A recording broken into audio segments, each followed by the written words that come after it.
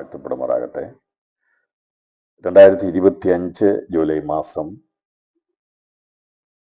15-ാം തീയതി, ഇപ്പോൾ 16-ാം തീയതിയിലേക്ക് പ്രവേശിക്കുന്നു. 15-ാം തീയതി നമ്മൾ ആഗ്രഹിച്ച സമയത്ത് തന്നെ ഈ മീറ്റിംഗ് ആരംഭിക്കാൻ ദൈവം സഹായിച്ചു. വിവിധ വിഷയങ്ങളെക്കുറിച്ച് ഓർത്താണ് നമ്മൾ പ്രാർത്ഥിക്കുക. രാത്രിയിലെ മുഴുവൻ പ്രാർത്ഥനയാണ്. അതിൻ്റെ ഏകദേശം 2 മണിക്കൂർ പിൻവിട്ടു.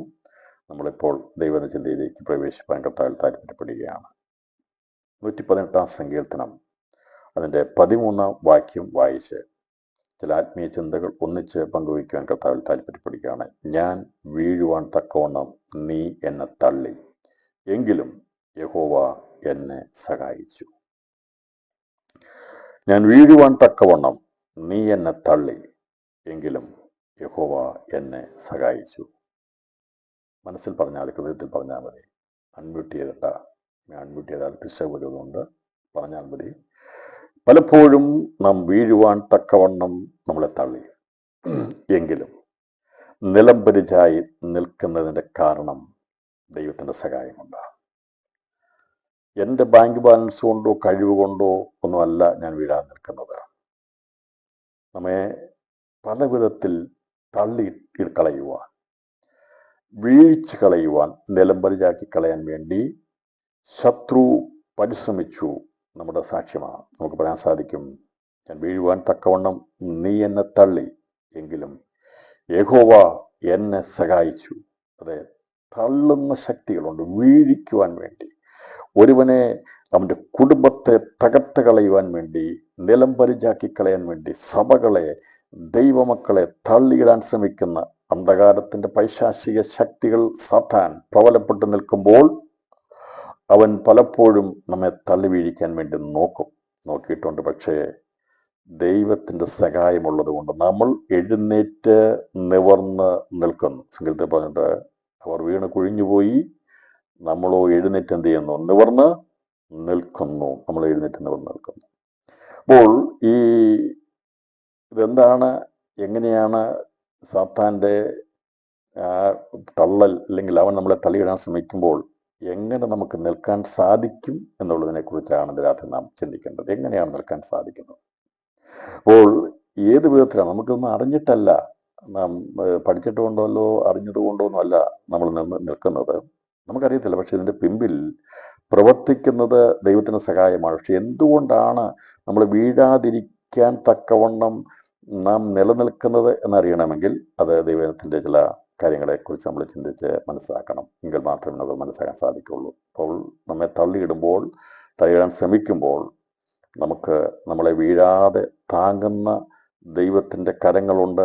ആരെയാണ് ദൈവം താങ്ങുന്നത് എന്നുള്ളതാണ് ഇന്ന് രാത്രി നാം ചിന്തിക്കുന്നത്. അപ്പം അതിന് ആധാരമായിട്ട് നിരവധി സംഭവങ്ങൾ പശ്ചാത്തലം എടുത്ത് നമുക്ക് ചിന്തിക്കാനുണ്ട്. ഞാൻ ഒരു കാര്യം പറയാം. എന്താണ്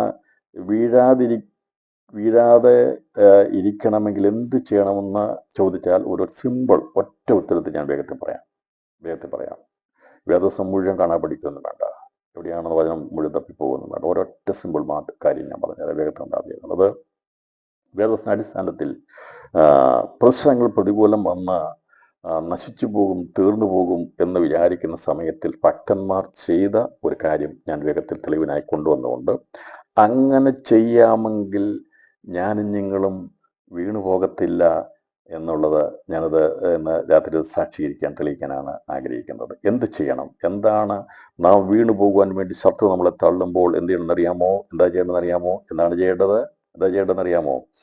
ദൈവസന്നിധിയിൽ സാഷ്ടാംഗം വീഴണം. സാത്താൻ തള്ളി നിന്നെ ഇടുന്നതിന് മുമ്പായി നീ അങ്ങ് വീണേക്കണം. അതാണ് എൻ്റെ ഉത്തരം. മനസ്സിലായി വിചാരിക്കുന്നു.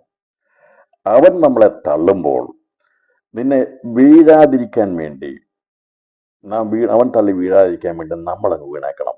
നമ്മളെവിടെ വീഴേണ്ടതെന്നറിയാമോ? നമ്മുടെ സൃഷ്ടിതാവിൻ്റെ കാൽപാദത്തിൽ വീണ് കിടക്കണം. അവിടെയാണ് നാം ജയിക്കുന്നത്. പിന്നെ അതിൻ്റെ അടിസ്ഥാനങ്ങൾ എന്തൊക്കെയാണെന്നുള്ളത് പുതിയ ദിവസമുള്ള ബന്ധത്തിൽ നാം ചിന്തിക്കുന്നതായിരിക്കും. അപ്പോൾ എന്താണ് നമ്മൾ ചെയ്യേണ്ടത്? സാത്താൻ തള്ളുന്നു, പിടിച്ചു നിൽക്കാൻ കഴിയത്തില്ല എന്ന് കാണുമ്പോൾ ആ സന്ദർഭത്തിൽ സാഷ്ടാംഗം വീണ് കിടക്കണം. വീണ് കഴിഞ്ഞാൽ പിന്നെ നിന്നെ തള്ളിയിടത്തില്ലല്ലോ. പക്ഷേ നാം എവിടെയാണ് വീണ് കിടക്കുന്നറിയാമോ? ദൈവത്തിൻ്റെ പാതപീഠത്തിങ്ങളാണ് വീണ് കിടക്കുന്നത്. യോശുവയുടെ പുസ്തകം 7-ാം അധ്യായം അതിൻ്റെ 10-ാം വാക്യം, യഹോവ യോശുവയോട് അരുളി ചെയ്തത്, എഴുന്നേൽക്ക, നീ ഇങ്ങനെ സാഷ്ടാംഗം വീണ് കിടക്കുന്നത് എന്തിന്? വീണ് കിടക്കുക, ദൈവത്തിന് വീണ് കിടക്കുക. അത് മനസ്സിലായി? അതെങ്ങനെയാ പഠിച്ചത്? യോശുവ പഠിച്ചത് മോശയുടെ ജീവിതത്തിൽ നിന്നാണ്. മോശ ഏതെങ്കിലും വിഷയം വന്നു കഴിഞ്ഞാൽ അന്നേരം ദൈവത്തിന് വീണ് കിടക്കുമായിരുന്നു. നിങ്ങൾ പുറപ്പെടുത്തൊക്കെ വായിച്ച് പഠിച്ചാൽ മതി, ഞാൻ അതിലേക്കൊന്നും പോകുന്നില്ല. എന്ത് ചെയ്യും? അദ്ദേഹം ദൈവത്തിന് വീണ് കിടക്കും, ദൈവത്തിന് സാഷ്ടാംഗം വീഴും.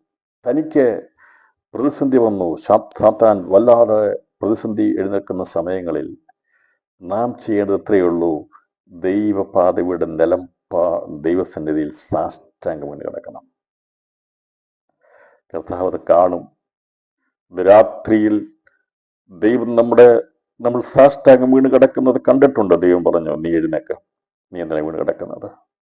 തലമുറയ്ക്ക് വേണ്ടി, ദേശത്തിന് വേണ്ടി, സഭയ്ക്ക് വേണ്ടി, മറ്റുള്ള വിഷയങ്ങൾക്ക് വേണ്ടി പ്രതിസന്ധികൾ വരുമ്പോൾ ദൈവസന്നിധിയിൽ നെടുമ്പാട് വീണ് കിടന്നുകൊണ്ട് കരയുന്ന ദൈവമക്കളെ അവിടെ അടുത്ത ദൈവം അടുത്ത് വരും. ഇവിടെ വലിയൊരു പരാജയമുണ്ടായി. ശത്രു തള്ളിയിട്ട ഇസ്രായേൽ ജനം, അവര് അതിനു മുമ്പ് യെരിഹോ മതിൽ തള്ളിയിട്ടതാ, അടിസ്ഥാനം വരെ മറിച്ചു കളഞ്ഞതാ. ഒരുമിച്ച് നടന്ന് കൂവി, ഒരുമിച്ച് കാഹളം ഊതി പ്രബലമായി നിന്ന യെരിഹോ മതിലിനെ തകർത്തിട്ട ഇസ്രായേൽ ജനം അവര് ഈ വീഴ്ച കണ്ടു കഴിഞ്ഞപ്പോൾ അഹങ്കരിച്ചു പോയി. വിചാരിച്ചു എല്ലാം നേടി, ഇനി കുഴപ്പമൊന്നുമില്ല, ഈ മതിൽ ഞങ്ങൾ വീഴിച്ചെങ്കിൽ ബാക്കിയുള്ളതൊക്കെ നിസ്സാരമാണ് എന്നുള്ള ചിന്ത വന്നുപോയി. ലാഘവത്വം ഉണ്ടാകാൻ പാടില്ല. ആത്മീയ ജീവിതത്തിൽ ഒരിക്കലും നാം ലാഘവത്വം എടുക്കാൻ പാടില്ല. ശത്രു പഴുത് നോക്കി നിൽക്കുകയാണ്, ഏതെങ്കിലും ഒരു പഴുത് നോക്കി നിൽക്കുക. അതുകൊണ്ട് ദൈവമക്കളെ, നമ്മുടെ ഈ യുദ്ധം, പോരാട്ടം തീരുന്നവരെയും വിശ്രമിക്കാൻ സമയമില്ല. ഞാൻ പറഞ്ഞത്, എപ്പോഴും ദൈവത്തിൻ്റെ സന്നിധിയെ നമ്മൾ കാണണം, അല്ലെങ്കിൽ വീണുപോയി. ഇവിടെ പശ്ചാത്തലം അറിയാം നിങ്ങൾക്ക്, ഇഷ്ടംപോലെ ദിവസങ്ങൾ പ്രസംഗം കേട്ടിട്ടുള്ള വിഷയങ്ങൾ അതൊക്കെ. യേശുവയുടെ പുസ്തകം, പിന്നെ വേദപുസ്തകത്തിൽ ഇതെല്ലാം പിന്നെ എന്താ പ്രസംഗിക്കേണ്ടത്? വേദപുസ്തകത്തിൽ എഴുതിയെല്ലാം പ്രസംഗിക്കാൻ പറ്റുള്ളൂ, പക്ഷേ അതിൻ്റെ അകത്തെല്ലാം ആഴങ്ങൾ കിടക്കുന്നുണ്ട്. എത്ര പേർ ഏതെല്ലാം സമയങ്ങളിൽ പ്രസംഗിച്ചാലും തീരാത്ത ആഴങ്ങളിനകത്തുണ്ട്. ഞാൻ അതിലേക്ക് ദീർഘമായി പോകാൻ ആഗ്രഹിക്കുന്നില്ല. നമുക്കറിയാം, ഇവർ ആർപ്പിട്ട് ആ പട്ടണം അതിലുള്ളതൊക്കെയും എന്ത് ചെയ്തു? അത് മറിച്ചിട്ടു. അത് അടിസ്ഥാനങ്ങളില്ലാതായി. അതുകൊണ്ടാണ് പറയുന്നത്, അതിൻ്റെ അടിസ്ഥാനം ഇടുന്നവൻ ഇടാൻ പാടില്ല എന്ന് പറഞ്ഞ ശബ്ദം അവിടെ ചെയ്തത്. അപ്പോൾ ഇങ്ങനെ അടിസ്ഥാനത്തെ, യെരിഹോ മതിലിനെ തള്ളിയിട്ട യോശുവയും കൂട്ടരും അവർ കനാൻ ദേശത്തേക്ക്, വാഗ്ദത്തത്തിലേക്ക് പ്രവേശിക്കുവാൻ വേണ്ടി കാല് കുത്തിയപ്പോൾ ശത്രു ഇവരെ വീഴിക്കാൻ വേണ്ടി ഒരുവനെ കയ്യിലെടുത്തെന്ന്. ഒരൊറ്റ ഒരുത്തൻ മതി, ഒരാൾ മതി ഒരു ഒരു ഒരു വിഷയം ഉണ്ടാകാനായിട്ട്. സാധാരണ ഒരുവൻ്റെ ഹൃദയത്തിൽ കയറി. അപ്പോൾ ഇവനറിയാം, സാധാരണ അറിയാം, ഇവരെ മറ്റൊരു വിധത്തിൽ വീഴിക്കാൻ പറ്റത്തില്ലെന്ന്. ദൈവമക്കളെ, ദൈവസഭയെ, ഈ സന്ദേശം കേൾക്കുന്ന പ്രിയപ്പെട്ടവരെ, നമ്മെ ഏതെങ്കിലും വിധത്തിൽ വീഴിക്കാൻ വേണ്ടി പഴുതു നോക്കുന്ന പൈശാചിക ശക്തികളുണ്ട്. അവൻ നോക്കിയപ്പോൾ ഒരു ആഹാനെ കിട്ടി. ആഹാന്റെ മനസ്സിൽ മോഹമിട്ട് കൊടുത്തു. അവൻ അതിൻ്റെ അകത്ത് വീണു കഴിഞ്ഞാൽ അവൻ അതിൻ്റെ അകത്ത് വീണു. വീണ് കഴിഞ്ഞാൽ വീണത് തന്നെയാണ്. സാത്താൻ്റെ പരീക്ഷയിൽ കടന്നു പോകരുത്. സാത്താൻ പരീക്ഷിക്കും, അവൻ്റെ പരീക്ഷ പ്രാർത്ഥിച്ച് ദുഷ്ടൻ്റെ പരീക്ഷ എന്നെ കടത്തില്ലെന്ന് പ്രാർത്ഥിക്കണം. നമ്മൾ പ്രാർത്ഥിക്കുന്നാൽ ദൈവം തരുന്ന പരീക്ഷയാണെങ്കിൽ അത് വന്നോട്ടെ, അത് സാരമില്ല, അത് ദൈവം നീക്കുമൊക്കെ തരും. ദുഷ്ടൻ്റെ പരീക്ഷ കടത്തി ദൈവം പ്രാർത്ഥന പഠിപ്പിച്ചു. പരീക്ഷയെ കടത്തരുതെന്ന് പ്രാർത്ഥിപ്പിക്കാൻ പഠിച്ചില്ല. പ്രാർത്ഥന പഠിപ്പിച്ചത് ഇങ്ങനെയാണ് പറഞ്ഞത്, ദുഷ്ടൻ്റെ പരീക്ഷയിൽ അകപ്പെടുത്തരുത് എന്നാണ് പ്രാർത്ഥിപ്പിച്ചത്. ദുഷ്ടൻ്റെ പരീക്ഷയിൽ അകപ്പെടുത്തരുത്. അപ്പം ദുഷ്ടൻ്റെ പരീക്ഷയിൽ പെട്ടുപോയതാണ് ആഹാൻ. അവൻ അതിൻ്റെ അകത്ത് പെട്ടുപോയപ്പോൾ അവൻ അതിൻ്റെ അകത്ത് വീണുപോയാൽ നിലം പരിചയപ്പായ ദുഷ്ടൻ നിന്നെ തള്ളി, നിന്നെ മോഹം തന്ന് വീഴിച്ചു കഴിഞ്ഞാൽ പിന്നീട് അവൻ്റെ യുദ്ധത്തിൻ്റെ ഒത്തിരി മുമ്പോട്ട് പോകുകയുള്ളൂ. പക്ഷെ അന്നേരം സമ്പാദിക്കാനൊക്കെ പറ്റും, നേടാനൊക്കെ പറ്റും. പക്ഷേ വിഷയമുണ്ട്, ദൈവം അനുവദിക്കാത്തൊന്നും നമുക്ക് വേണ്ട, ശബ്ദാർപ്പിതമായിരിക്കുന്ന കാര്യങ്ങളൊന്നും നമുക്ക് വേണ്ട, ദൈവഹിതമല്ലാത്തൊന്നും നമുക്ക് വേണ്ട. ഇവിടെ ആഹാൻ വിചാരിച്ചത് ഇത് നല്ലതാണല്ലോ എന്ന് വിചാരിച്ചുകൊണ്ട് കൊണ്ടുവച്ചത്. പക്ഷേ അത് ആ ദേശത്തേക്ക് പ്രവേശിച്ച ഇസ്രായേൽ ജനത്തിന് ഒന്നാകെ കളങ്കമായി തീർന്നു, വിഷയമായി തീർന്നു, അവർക്ക് നിൽക്കാൻ കഴിയാതായിപ്പോയി. അതാണ് 7-ാം അധ്യായത്തിൽ കാണുന്നത്. എന്നാൽ ഇസ്രായേൽ മക്കൾ അതിൻ്റെ രണ്ടുള്ള വാക്യങ്ങൾ, യോശുവ എരിഹോവിൽ നിന്ന് ബേഥേലിന് കിഴക്ക് ബേത്ത്ഹോന്റെ സമീപത്തുള്ള ഹായിയിലേക്ക് ആളുകളെ അയച്ചു. ഈ സ്ഥലത്തിന് പ്രത്യേകത ഉണ്ട്. ഉൽപ്പത്തി പുസ്തകം 13-ാം അധ്യായം 13-ാം അധ്യായം 3-ാം വാക്യം 12-ാം അധ്യായം വായിച്ചാൽ അബ്രഹാം ആദ്യമായി കൂടാരമടിച്ച സ്ഥലമാണിവിടെ. ഞാൻ പറഞ്ഞല്ലോ, അബ്രഹാം ആദ്യമായി യാഗപീഠം പണിത സ്ഥലം. അതാണ് ഈ ബേഥേലിനും ഹായിക്കും ഇടയിലുള്ള സ്ഥലത്തിൻ്റെ പ്രത്യേകത. അതാ അവിടെയാണ്. നിങ്ങൾക്ക് സംശയമുണ്ടെങ്കിൽ പിന്നെ വായിച്ചാൽ മതി, സമയമില്ലാത്തവനെ എടുത്തു പോകാതെ. ഉൽപ്പത്തി പുസ്തകം 13-ാം അധ്യായം 3-ാം വാക്യമാണ് അവിടെ രേഖപ്പെടുത്തിയിരിക്കുന്നത്. ഈ സ്ഥലം ദൈവത്തിൻ്റെ ദാസനായിരിക്കുന്ന അബ്രഹാം ആദ്യമായി പണിത യാഗപീഠമാണ്. ആ യാഗപീഠം ഇരുന്ന സ്ഥലത്ത് ഇവർ വന്നപ്പോൾ ശബദാബ്ദ വസ്തുക്കളുമായിട്ട് ഉള്ള ഒരവസ്ഥ വന്നു കഴിഞ്ഞപ്പോൾ ഈ ബേഥേലിന് കിഴക്ക് ബേത്ത്ഹോന്റെ സമീപത്തുള്ള ഹായിയിലേക്ക് ആളുകളെ അയച്ചു. അപ്പം ഈ ഹായി എന്ന് പറഞ്ഞ സ്ഥലം അബ്രഹാമിന് ഉണ്ടായിരുന്ന യാഗപീഠം മുഴുവൻ കൂടാരമുണ്ടായിരുന്ന സ്ഥലത്തിൻ്റെ അപ്പുറമാണ് ഈ പറയുന്ന ഹായി എന്ന ദേശം. ഇവിടെ ആളുകളെ അയച്ചപ്പോൾ അവർ വിചാരിച്ചു അടുത്ത് ചെന്ന് നിങ്ങൾ ദേശം ഒറ്റുനോക്കി എന്ന് പറഞ്ഞു. ഒറ്റുനോക്കിയിട്ട് വന്നവർ പറഞ്ഞു, ഇതത്ര വലിയ കാര്യമൊന്നുമുള്ള കാര്യമല്ല, നമ്മൾ ഇതിനേക്കാൾ എത്ര വലിയ കാര്യങ്ങൾ കണ്ടതാണ് അല്ലേ. എരിഹോ മതിൽ എത്ര വലുതാണ്, എത്ര ശക്തിയുള്ളത്, അത് നമുക്ക് ദൈവകൃപയാൽ അത് വീഴിക്കാൻ പറ്റിയല്ലോ. അങ്ങനെയാണെങ്കിൽ അത് വെച്ച് കമ്പയർ ചെയ്യുമ്പോൾ ചെറിയ കാര്യമാണ്. ഒരു 10,000 പേര് അവിടേക്ക് പോയി കഴിഞ്ഞാൽ അതിനെ 2,000-3,000 പോയാൽ മതി തോൽപ്പിക്കാമെന്ന് പറഞ്ഞു. നിന്റെ ആൾബലം കൊണ്ടല്ല നീ ജയിക്കുന്നത്, എൻ്റെ കഴിവുകൊണ്ടും നമ്മുടെ അതുകൊണ്ടല്ല. ഇസ്രായേലേ, നിന്റെ കഴിവുകൊണ്ടല്ല. അവിടെ ആൾബലം കുറവാണെങ്കിലും അവരെ നിനക്ക് തോൽപ്പിക്കാൻ കഴിയത്തില്ല. പക്ഷേ ഈ എരിഹോ മതിലിനെ തള്ളിയിട്ടത് ഇവരുടെ ആൾബലം കൊണ്ടാണോ? അല്ല, അതുകൊണ്ട് കർത്താവ് നീ മിണ്ടരുതെന്ന് പറഞ്ഞു, മൗനമായിട്ട് തൊടാൻ പറഞ്ഞത്. നീ തള്ളാനും പോകണ്ട, ഈ മതിൽ ഇവരെ കൂടി കൈ തൊടാൻ പറഞ്ഞു. ഇല്ല, ദൈവം എരിഹോ മതിലിനെ അവരോട് നിങ്ങളെല്ലാം കൂടി തള്ളിമറിക്കാനല്ല പറഞ്ഞത്, ആണോ? അല്ല, സ്തോത്രം, തള്ളിമറിക്കാൻ പറഞ്ഞില്ല.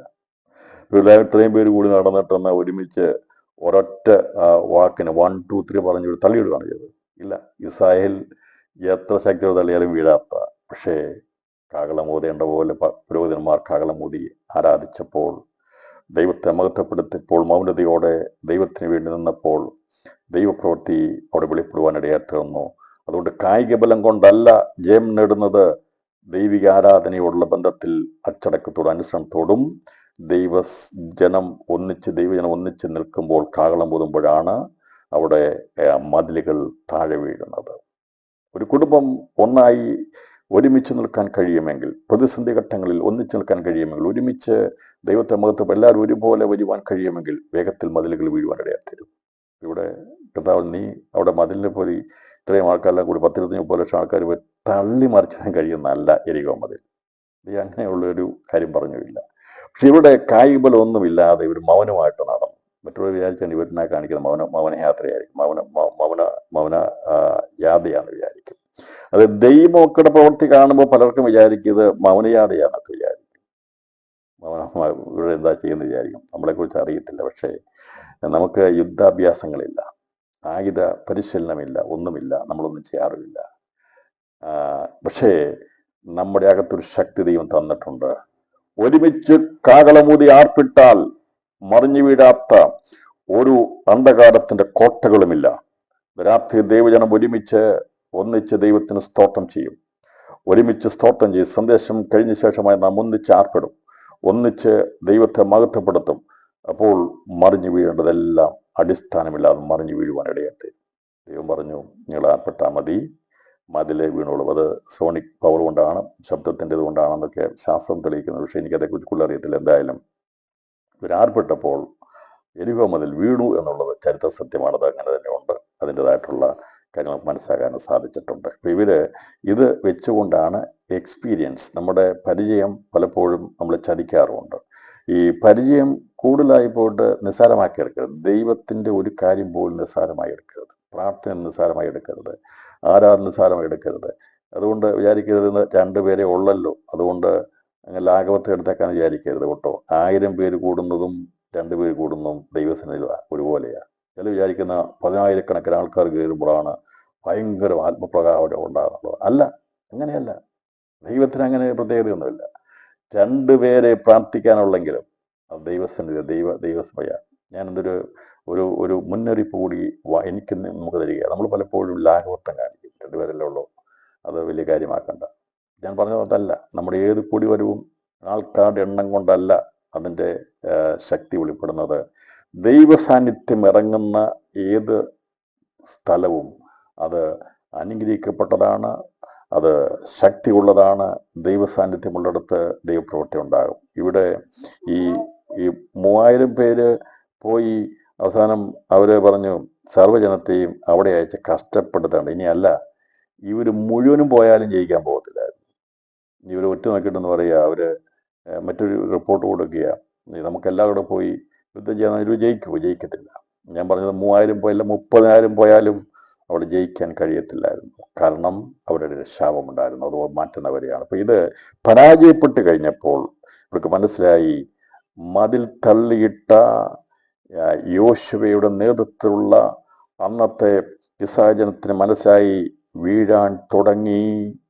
പരാജയം കണ്ടപ്പോൾ ഈ യോശുവ അവിടെ വിളിച്ചു പറയുകയാണ്, അവൻ പറയുകയാണ്, അയ്യോ, ഞങ്ങൾ യോർദാൻ അക്കരെ പാർത്തിരുന്നെങ്കിൽ മതിയായിരുന്നു. പലപ്പോഴും പറഞ്ഞു പോയിട്ടില്ലേ, അതെ, അങ്ങനെ വേണ്ടായിരുന്നു. വലിയ ജയം കിട്ടിയതാ, വളരെ സന്തോഷത്തോടെ യോർദാൻ കടന്നു വന്നതാ. പക്ഷെ ഇവിടെ പറയുക, അതൊന്നും വേണ്ടായിരുന്നേ, ഞങ്ങൾക്ക് യോർദാൻ അക്കരെ പാർത്താൻ മതിയായിരുന്നു. 7-ാം അധ്യായം അതിൻ്റെ 7-ാം വാക്യത്തിൽ പറയാണ്, ഞങ്ങൾ യോർദാൻ അക്കരെ പാർത്തിരുന്നെങ്കിൽ മതിയായിരുന്നു. ഇവിടെ വന്ന് പരാജയപ്പെട്ടു പോകുമോ എന്നുള്ള ഭീതി യോശുവയെ പിടിക്കേണ്ടതെന്നാൽ അവനെ ദൈവം ഇറക്കുമ്പോൾ തന്നെ പറഞ്ഞു, നീ പേടിക്കേണ്ട, ഞാൻ നിന്നോട് കൂടിയിരിക്കാന്ന് പറഞ്ഞു. പക്ഷേ പ്രതിസന്ധി വന്നു കഴിയുമ്പോൾ എത്ര ആലോചന കേട്ടെന്ന് പറഞ്ഞാലും നമ്മൾ പതറിപ്പോകും. മനുഷ്യന് അല്ലേ. പിന്നെ ദൈവത്തിൻ്റെ കൃപ കൊണ്ടാണ് നമ്മുടെ ഹൃദയം ഒന്ന് നിന്നു പോകാതിരിക്കുന്നത്, ഹാർട്ട് അറ്റാക്ക് ഒന്നും ഉണ്ടാകാതിരിക്കുന്നത്. സന്ദേശം എല്ലാവരോടും നമ്മളോട് പറയാം കേട്ടോ, ദേഹാത്മാവ് സംസാരിക്കുക. ഇതൊക്കെ ഇങ്ങനെ വന്ന് അടിച്ചു കഴിയുമ്പോൾ തന്നെ പെട്ടെന്ന് വേണമെങ്കിൽ കൊളാപ്സായി പോവാം. പക്ഷേ പിടിച്ചു നിൽക്കുന്നത് ദൈവത്തിൻ്റെ കരുണ കൊണ്ടാണ്, ദൈവത്തിൻ്റെ സ്നേഹം കൊണ്ടാണ്. അപ്പോൾ ഇത്ര പരാജയം വന്നപ്പോൾ ഈ ചെറിയ ഒരു ഹായ് പട്ടണത്തോട് ശക്തന്മാരായിരിക്കുന്ന മന്ന ഭക്ഷിച്ചു വന്ന ഇസ്രായേൽ ജനത്തിൻ്റെ ആർപ്പിന് മുമ്പിൽ യെരിഹോ മതിൽ വീണിട്ടുള്ള സന്തോഷത്തിൻ്റെ അവസ്ഥ, അത് അവിടെ പ്രകമ്പനം കൊണ്ടിരിക്കുമ്പോൾ തന്നെയാണ് പരാജയമുണ്ടാകുന്നത്. ആ വിജയത്തിൻ്റെ ആ ശക്തി അവർ സാക്ഷ്യമായി സന്തോഷമായി പറഞ്ഞുകൊണ്ടിരിക്കുമ്പോൾ തന്നെ പെട്ടെന്ന് അവർ വീണുപോയി. യോശുവയും കൂട്ടരും വീണുപോയി. യോശുവയ്ക്ക് മനസ്സിലായി പരാജയപ്പെട്ടു. കൊണ്ടാണ് ഇവിടെ പറഞ്ഞിരിക്കുന്നത്, ഞങ്ങൾ യഹോവയെ ഇസ്രായേൽ ശത്രുക്കൾക്ക് പുറക്കാട്ടിയ ശേഷം ഞാൻ എന്ത് പറയേണ്ടു? ഞാൻ ഇനി എന്താ പറയേണ്ടത്? ലീഡർ ചോദിക്കുന്ന നേതൃത്വത്തിലുള്ള യോശുവ, ഇനി എന്താ ഞാൻ പറയേണ്ടത്? കനാന്യരും ദേശവാസികളൊക്കെയും കേട്ടിട്ട് ഞങ്ങളെ ചുറ്റി വളഞ്ഞ് ഭൂമിയിൽ നിന്ന് ഞങ്ങളുടെ പേർ മായ്ച്ചു കളയുമല്ലോ. മനസ്സിലായി, ചുറ്റി വളഞ്ഞ് ഇല്ലാതാക്കി കളയുമെന്ന്. 112-ാം സങ്കീർത്തനം നിരവധി വാക്യങ്ങൾ നമ്മൾ പലപ്പോഴും എടുത്ത് ഉദ്ധരിച്ച് നമ്മൾ പറയുന്ന ഒരു സങ്കീർത്തനം 112-ാം സങ്കീർത്തനം. ഒരുപാട് വാക്യങ്ങൾ നാം എപ്പോഴും പ്രാർത്ഥനയിൽ ഉരുവിടുന്ന വാക്യങ്ങളാണ്. അതിനകത്ത് പല വാക്യങ്ങളുണ്ട്. ഞെരുക്കത്തിൽ ഞാൻ യഹോവയെ വിളിച്ചപേക്ഷിച്ചു, യഹോവ ഉത്തരമുള്ള എന്നെ വിശ്വാസത്തെ കൊണ്ടുവന്നു, പ്രഭുക്കന്മാർ ആശ്രയിക്കുന്ന യഹോവയിൽ ആശ്രയിക്കുന്ന നല്ലത്. ഇങ്ങനെ നിരവധി വാക്കുകൾ. പിന്നെ യഹോവ എൻ്റെ പക്ഷത്തുണ്ട്, ഞാൻ പേടിക്കുകയില്ല. മനുഷ്യൻ ഇത് സത്യത്തിൽ ഇതെല്ലാം കൂടെ പറയാമെങ്കിൽ 112-ാം സങ്കീർത്തനം കാണാതറിയാം. നമ്മുടെ പ്രാർത്ഥനയിൽ പറയുന്ന പല സന്ദർഭങ്ങളായി ഉച്ചരിച്ചിട്ടുള്ള വാക്യങ്ങളെല്ലാം കൂടി ഒരുമിച്ച് വെക്കാമെങ്കിൽ യഹോവ നല്ലതല്ല എന്നൊക്കെയുള്ള വാക്കുകൾ പറയാമെങ്കിൽ 112-ാം സങ്കീർത്തനം കാണാൻ പറയാൻ പറ്റും. ഈ വിശ്വാസം വളർത്തിയിട്ട് പറയാത്ത, സാക്ഷ്യം പറയാത്ത വിശ്വാസം വളരെ കുറവാണ്. അതൊരു വാക്യമെങ്കിലും എന്നെങ്കിലും എടുത്ത് സാക്ഷ്യം പറയാത്ത ഒരു കുറവാണ് എന്നാണ് ഞാൻ 112-ാം സങ്കീർത്തനം ഞാൻ വായിച്ചു നോക്കിയപ്പോൾ ഇതെല്ലാം നമ്മളിപ്പോൾ എടുത്ത് പറയുന്നത്. മിക്കവാറും സന്ദർഭങ്ങളിൽ പറയുന്നത് നമുക്ക് ഇവയുടെ വാതിൽ ഇത് തന്നെ, നീ വാതിൽ കൂടി കടക്കും, നീ എനിക്ക് ഉത്തരമരുളേണ്ട രക്ഷയായി തീർന്നിരിക്കുക, ഞാൻ നിനക്ക് സ്തോത്രം ചെയ്യും, വീട് പണിയോ തള്ളിക്കളഞ്ഞ കാലം മൂലക്കരുത്, ഇങ്ങനെയൊക്കെ നമ്മളെല്ലാം പറയുന്ന സങ്കീർത്തനം, 118 സങ്കീർത്തനം. അതിൻ്റെ അകത്ത് നമുക്ക് കാണാതെ പറയാൻ പറ്റുന്ന വാക്യങ്ങൾ അതിൻ്റെ അകത്തുള്ളത്, നമ്മൾ നിരവധിയായി പറയുന്ന കാര്യങ്ങളാണ്. പക്ഷേ ഇതിനകത്ത് അതിൻ്റെ 12-ാം വാക്യം ഇതുമായിട്ട് ബന്ധപ്പെട്ടാണ് നിൽക്കുന്നത്. അതിൻ്റെ 11-ാം വാക്യം, അവർ എന്നെ വളഞ്ഞു, അതെ അവർ എന്നെ വളഞ്ഞു, യഹോവയുടെ നാമത്തിൽ ഞാൻ അവരെ ഛേദിച്ചു കളയും, അവർ തേനീച്ച പോലെ എന്നെ ചുറ്റി വളഞ്ഞു, മുൾത്തി പോലെ അവർ കെട്ടുപോയി, യഹോവയുടെ നാമത്തിൽ ഞാൻ അവരെ ഛേദിച്ചു കളയും. ഇപ്പം ഇവിടെ ഈ യോശുവയ്ക്ക് മനസ്സിലായി, ഇവരെ ഇങ്ങനെ ദേശവാസികൾ ഞങ്ങളെ ചുറ്റി വളഞ്ഞ് ഉണ്ടോ. ഒരുപാട് സംഘത്തിനും ഇതുമായിട്ട് ബന്ധപ്പെട്ടിരിക്കുമ്പോൾ ഈ വീഴുന്ന ഒരവസ്ഥയിലേക്ക് വരുമ്പോൾ ശത്രു ഒന്നായി ചുറ്റി വളയും.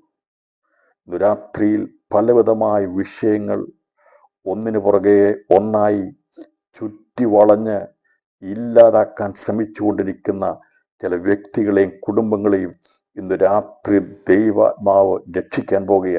നീ ഞങ്ങളുടെ രക്ഷയാ തീർന്നിരിക്കുക, ദൈവത്തിന് സ്തോത്രം ചെയ്യാം. അതുകൊണ്ടാണ് പറയുന്നത്, ഒരു വിഷയമല്ല, ഒന്നിലധികം വിഷയങ്ങൾ ഒരു ചുറ്റും നിന്ന് എല്ലാം കൂടി ഒരുമിച്ച് അതെ നമ്മെ ഇല്ലാതാക്കി നക്കിത്തുടച്ചു കളയുവാൻ, ഇല്ലാതാക്കി കളയാൻ വേണ്ടി, ഭൂമിയിൽ നിന്ന് പേർ പോലും മായ്ച്ചു കളയുവാൻ, വിശ്വാസത്തിന് ഇല്ലാതാക്കി കളയുവാൻ വേണ്ടി പരിശ്രമിച്ചു കൊണ്ടിരിക്കുന്നു.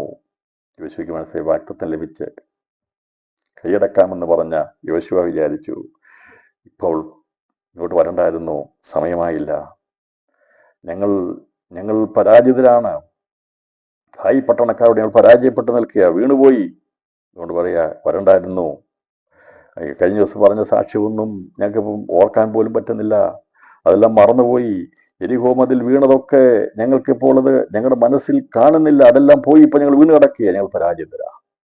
അതെ, ഇന്ന് രാത്രിയിൽ ഈ രാത്രി പ്രാർത്ഥനയിൽ മതിയായിരുന്നു എന്നൊക്കെ ചിന്തിക്കുന്ന അനുഭവമുള്ള ജീവിതമേ, ദൈവത്തിൻ്റെ സന്നിധിയിൽ ഞാനും നിങ്ങളും സംസാരിക്കുന്ന, ഹൃദയത്തിൻ്റെ തകർച്ചയിൽ നിന്ന് സംസാരിക്കുന്ന വചനം കേൾക്കുമ്പോൾ യഹോവ സമീപസ്ഥനാ. അതുകൊണ്ടാണ് ഹൃദയം തുടങ്ങിയവർക്ക് യഹോവ സമീപസ്ഥൻ. ഇവരുടെ ഹൃദയം ഉരുകിപ്പോയി, ഹൃദയം ഉരുകി. അതിൻ്റെ 3-ാം വാക്യം, അതുകൊണ്ട് ജനത്തിൻ്റെ ഹൃദയം ഉരുകി വെള്ളം പോലെ ആയിത്തീർന്നു. അതുവരെയും ഭയങ്കര സന്തോഷത്തോടെ നമ്മളാണ്, അതെ, ഹൃദയം ഉരുകി വെള്ളം പോലെ ആയിത്തീർന്നു. ഇതിനു മുമ്പ് ശത്രുക്കളാണ് ഇവരെക്കുറിച്ച് കേൾക്കുമ്പോൾ, ഇവിടെ ഈ പേര് കേൾക്കുമ്പോൾ, ഇസ്രായേൽ എന്ന് കേൾക്കുമ്പോൾ അവരുടെ ഹൃദയം ഉരുകി വെള്ളം പോലെ ആയിത്തീർന്നു. പക്ഷെ ഇവിടെ ഇപ്പോൾ ഇസ്രായേൽ ജനത്തിൻ്റെ ഹൃദയം ഉരുകി വെള്ളം പോലെ ആയിത്തീർന്നു. ഈ ഹൃദയത്തെ വെള്ളം പോലെ നാം ദൈവത്തിൽ പകരണം എന്നാണ് പറയുന്നത്. അതൊരിക്കലും വിഷയങ്ങൾ വന്നിട്ട് ഉരുകുന്നതിനേക്കാൾ എത്ര നല്ലതെന്നറിയാമോ, നാം രാത്രിയിലൊക്കെ പ്രാർത്ഥിച്ച് സമർപ്പിച്ച് ദൈവത്തിൽ അങ്ങ് ഉരുകുന്നത്. രാത്രിയിൽ പ്രതിസന്ധി പ്രശ്നം വന്ന് ഉരുകി ഈ ഇപ്പോൾ കായ് തോട്ടം കൊണ്ട് ഇവരങ്ങ് ഉരുകിപ്പോൾ, അല്ലെങ്കിൽ ഉരുകത്തിലായിരുന്നു. എന്നാൽ ദൈവസന്നിധിയിൽ നമ്മുടെ കുറവുകളെയും നമ്മുടെ അവസ്ഥകളെയും ഒക്കെ കണ്ടുകൊണ്ട് ഉള്ളമുരുകി പ്രാർത്ഥിക്കുവാൻ ദൈവാത്മാവെന്ന് നമ്മളോട് ആഹ്വാനം ചെയ്യുക. രാത്രിയിൽ നമുക്ക് ദൈവസേനയിൽ നമ്മുടെ ഹൃദയത്തെ പകരാം, വെള്ളം പോലെ പകരാം. അത് പ്രതിസന്ധി വിഷയങ്ങൾ വന്നിട്ടല്ല പ്രിയപ്പെട്ടവരെ, അത് സ്വാഭാവികം, അതെല്ലാവരും ചെയ്യുന്നതാണ്, അതെല്ലാവരും ചെയ്യും. പ്രതിസന്ധി വിഷയം വരുമ്പോൾ എല്ലാവരുടെയും ഹൃദയം തകരും, ഉരുകും, വെള്ളം പോലെയാകും.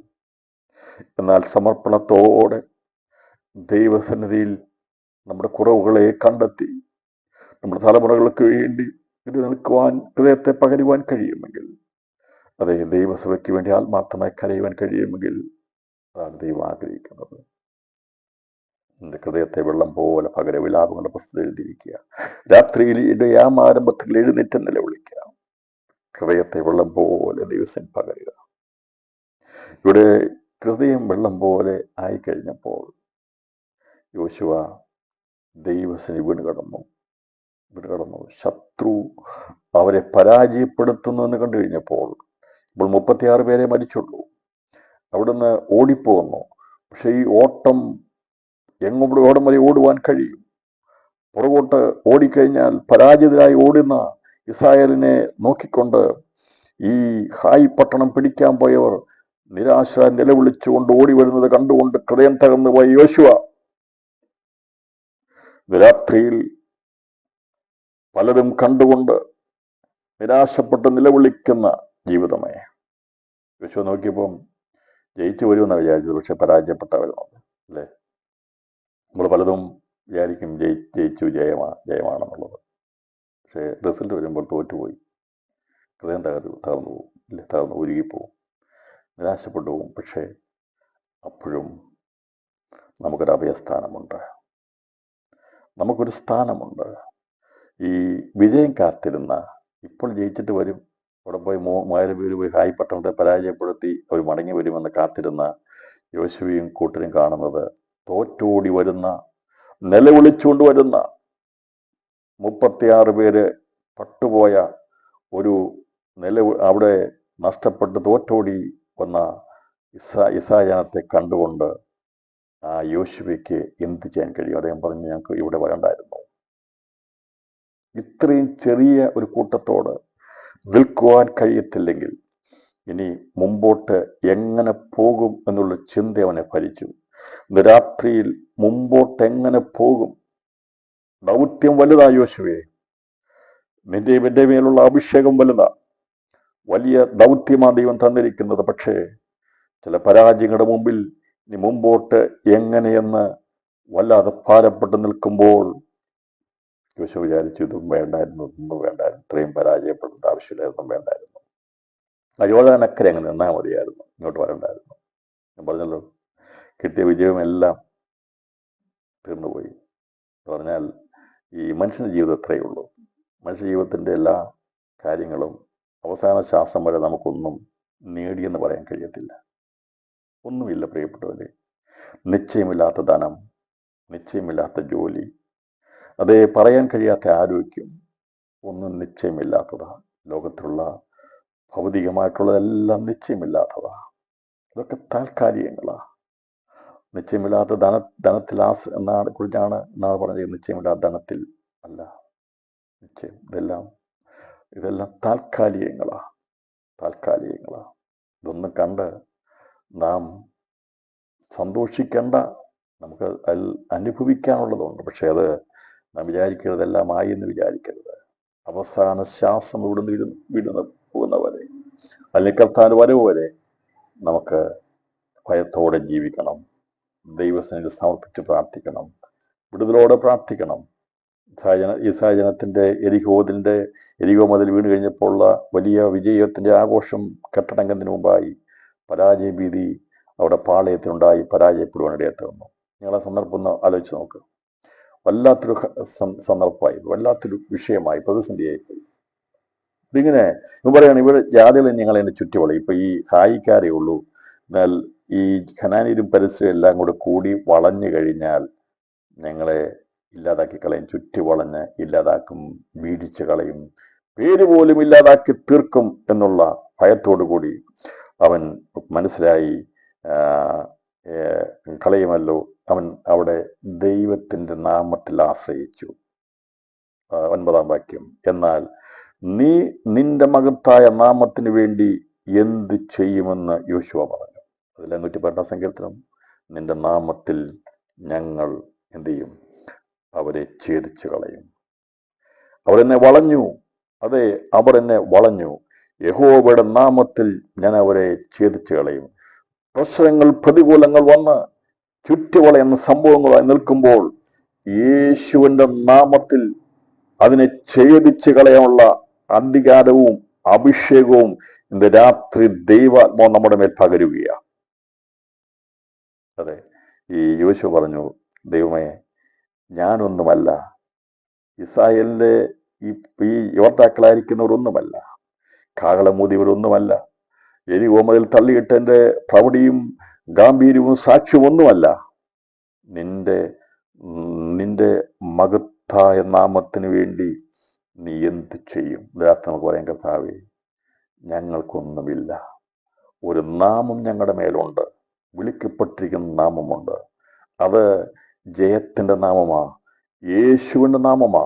ഇന്ന് രാത്രിയിൽ ആ നാമത്തിന് വേണ്ടി നാം പറയുന്ന, കർത്താവേ, നിന്റെ നാമം നിമിത്തം എന്നെ വിടുവിക്കണമേ. എല്ലാവരും ഉള്ളെന്ന് പറഞ്ഞാട്ടെ.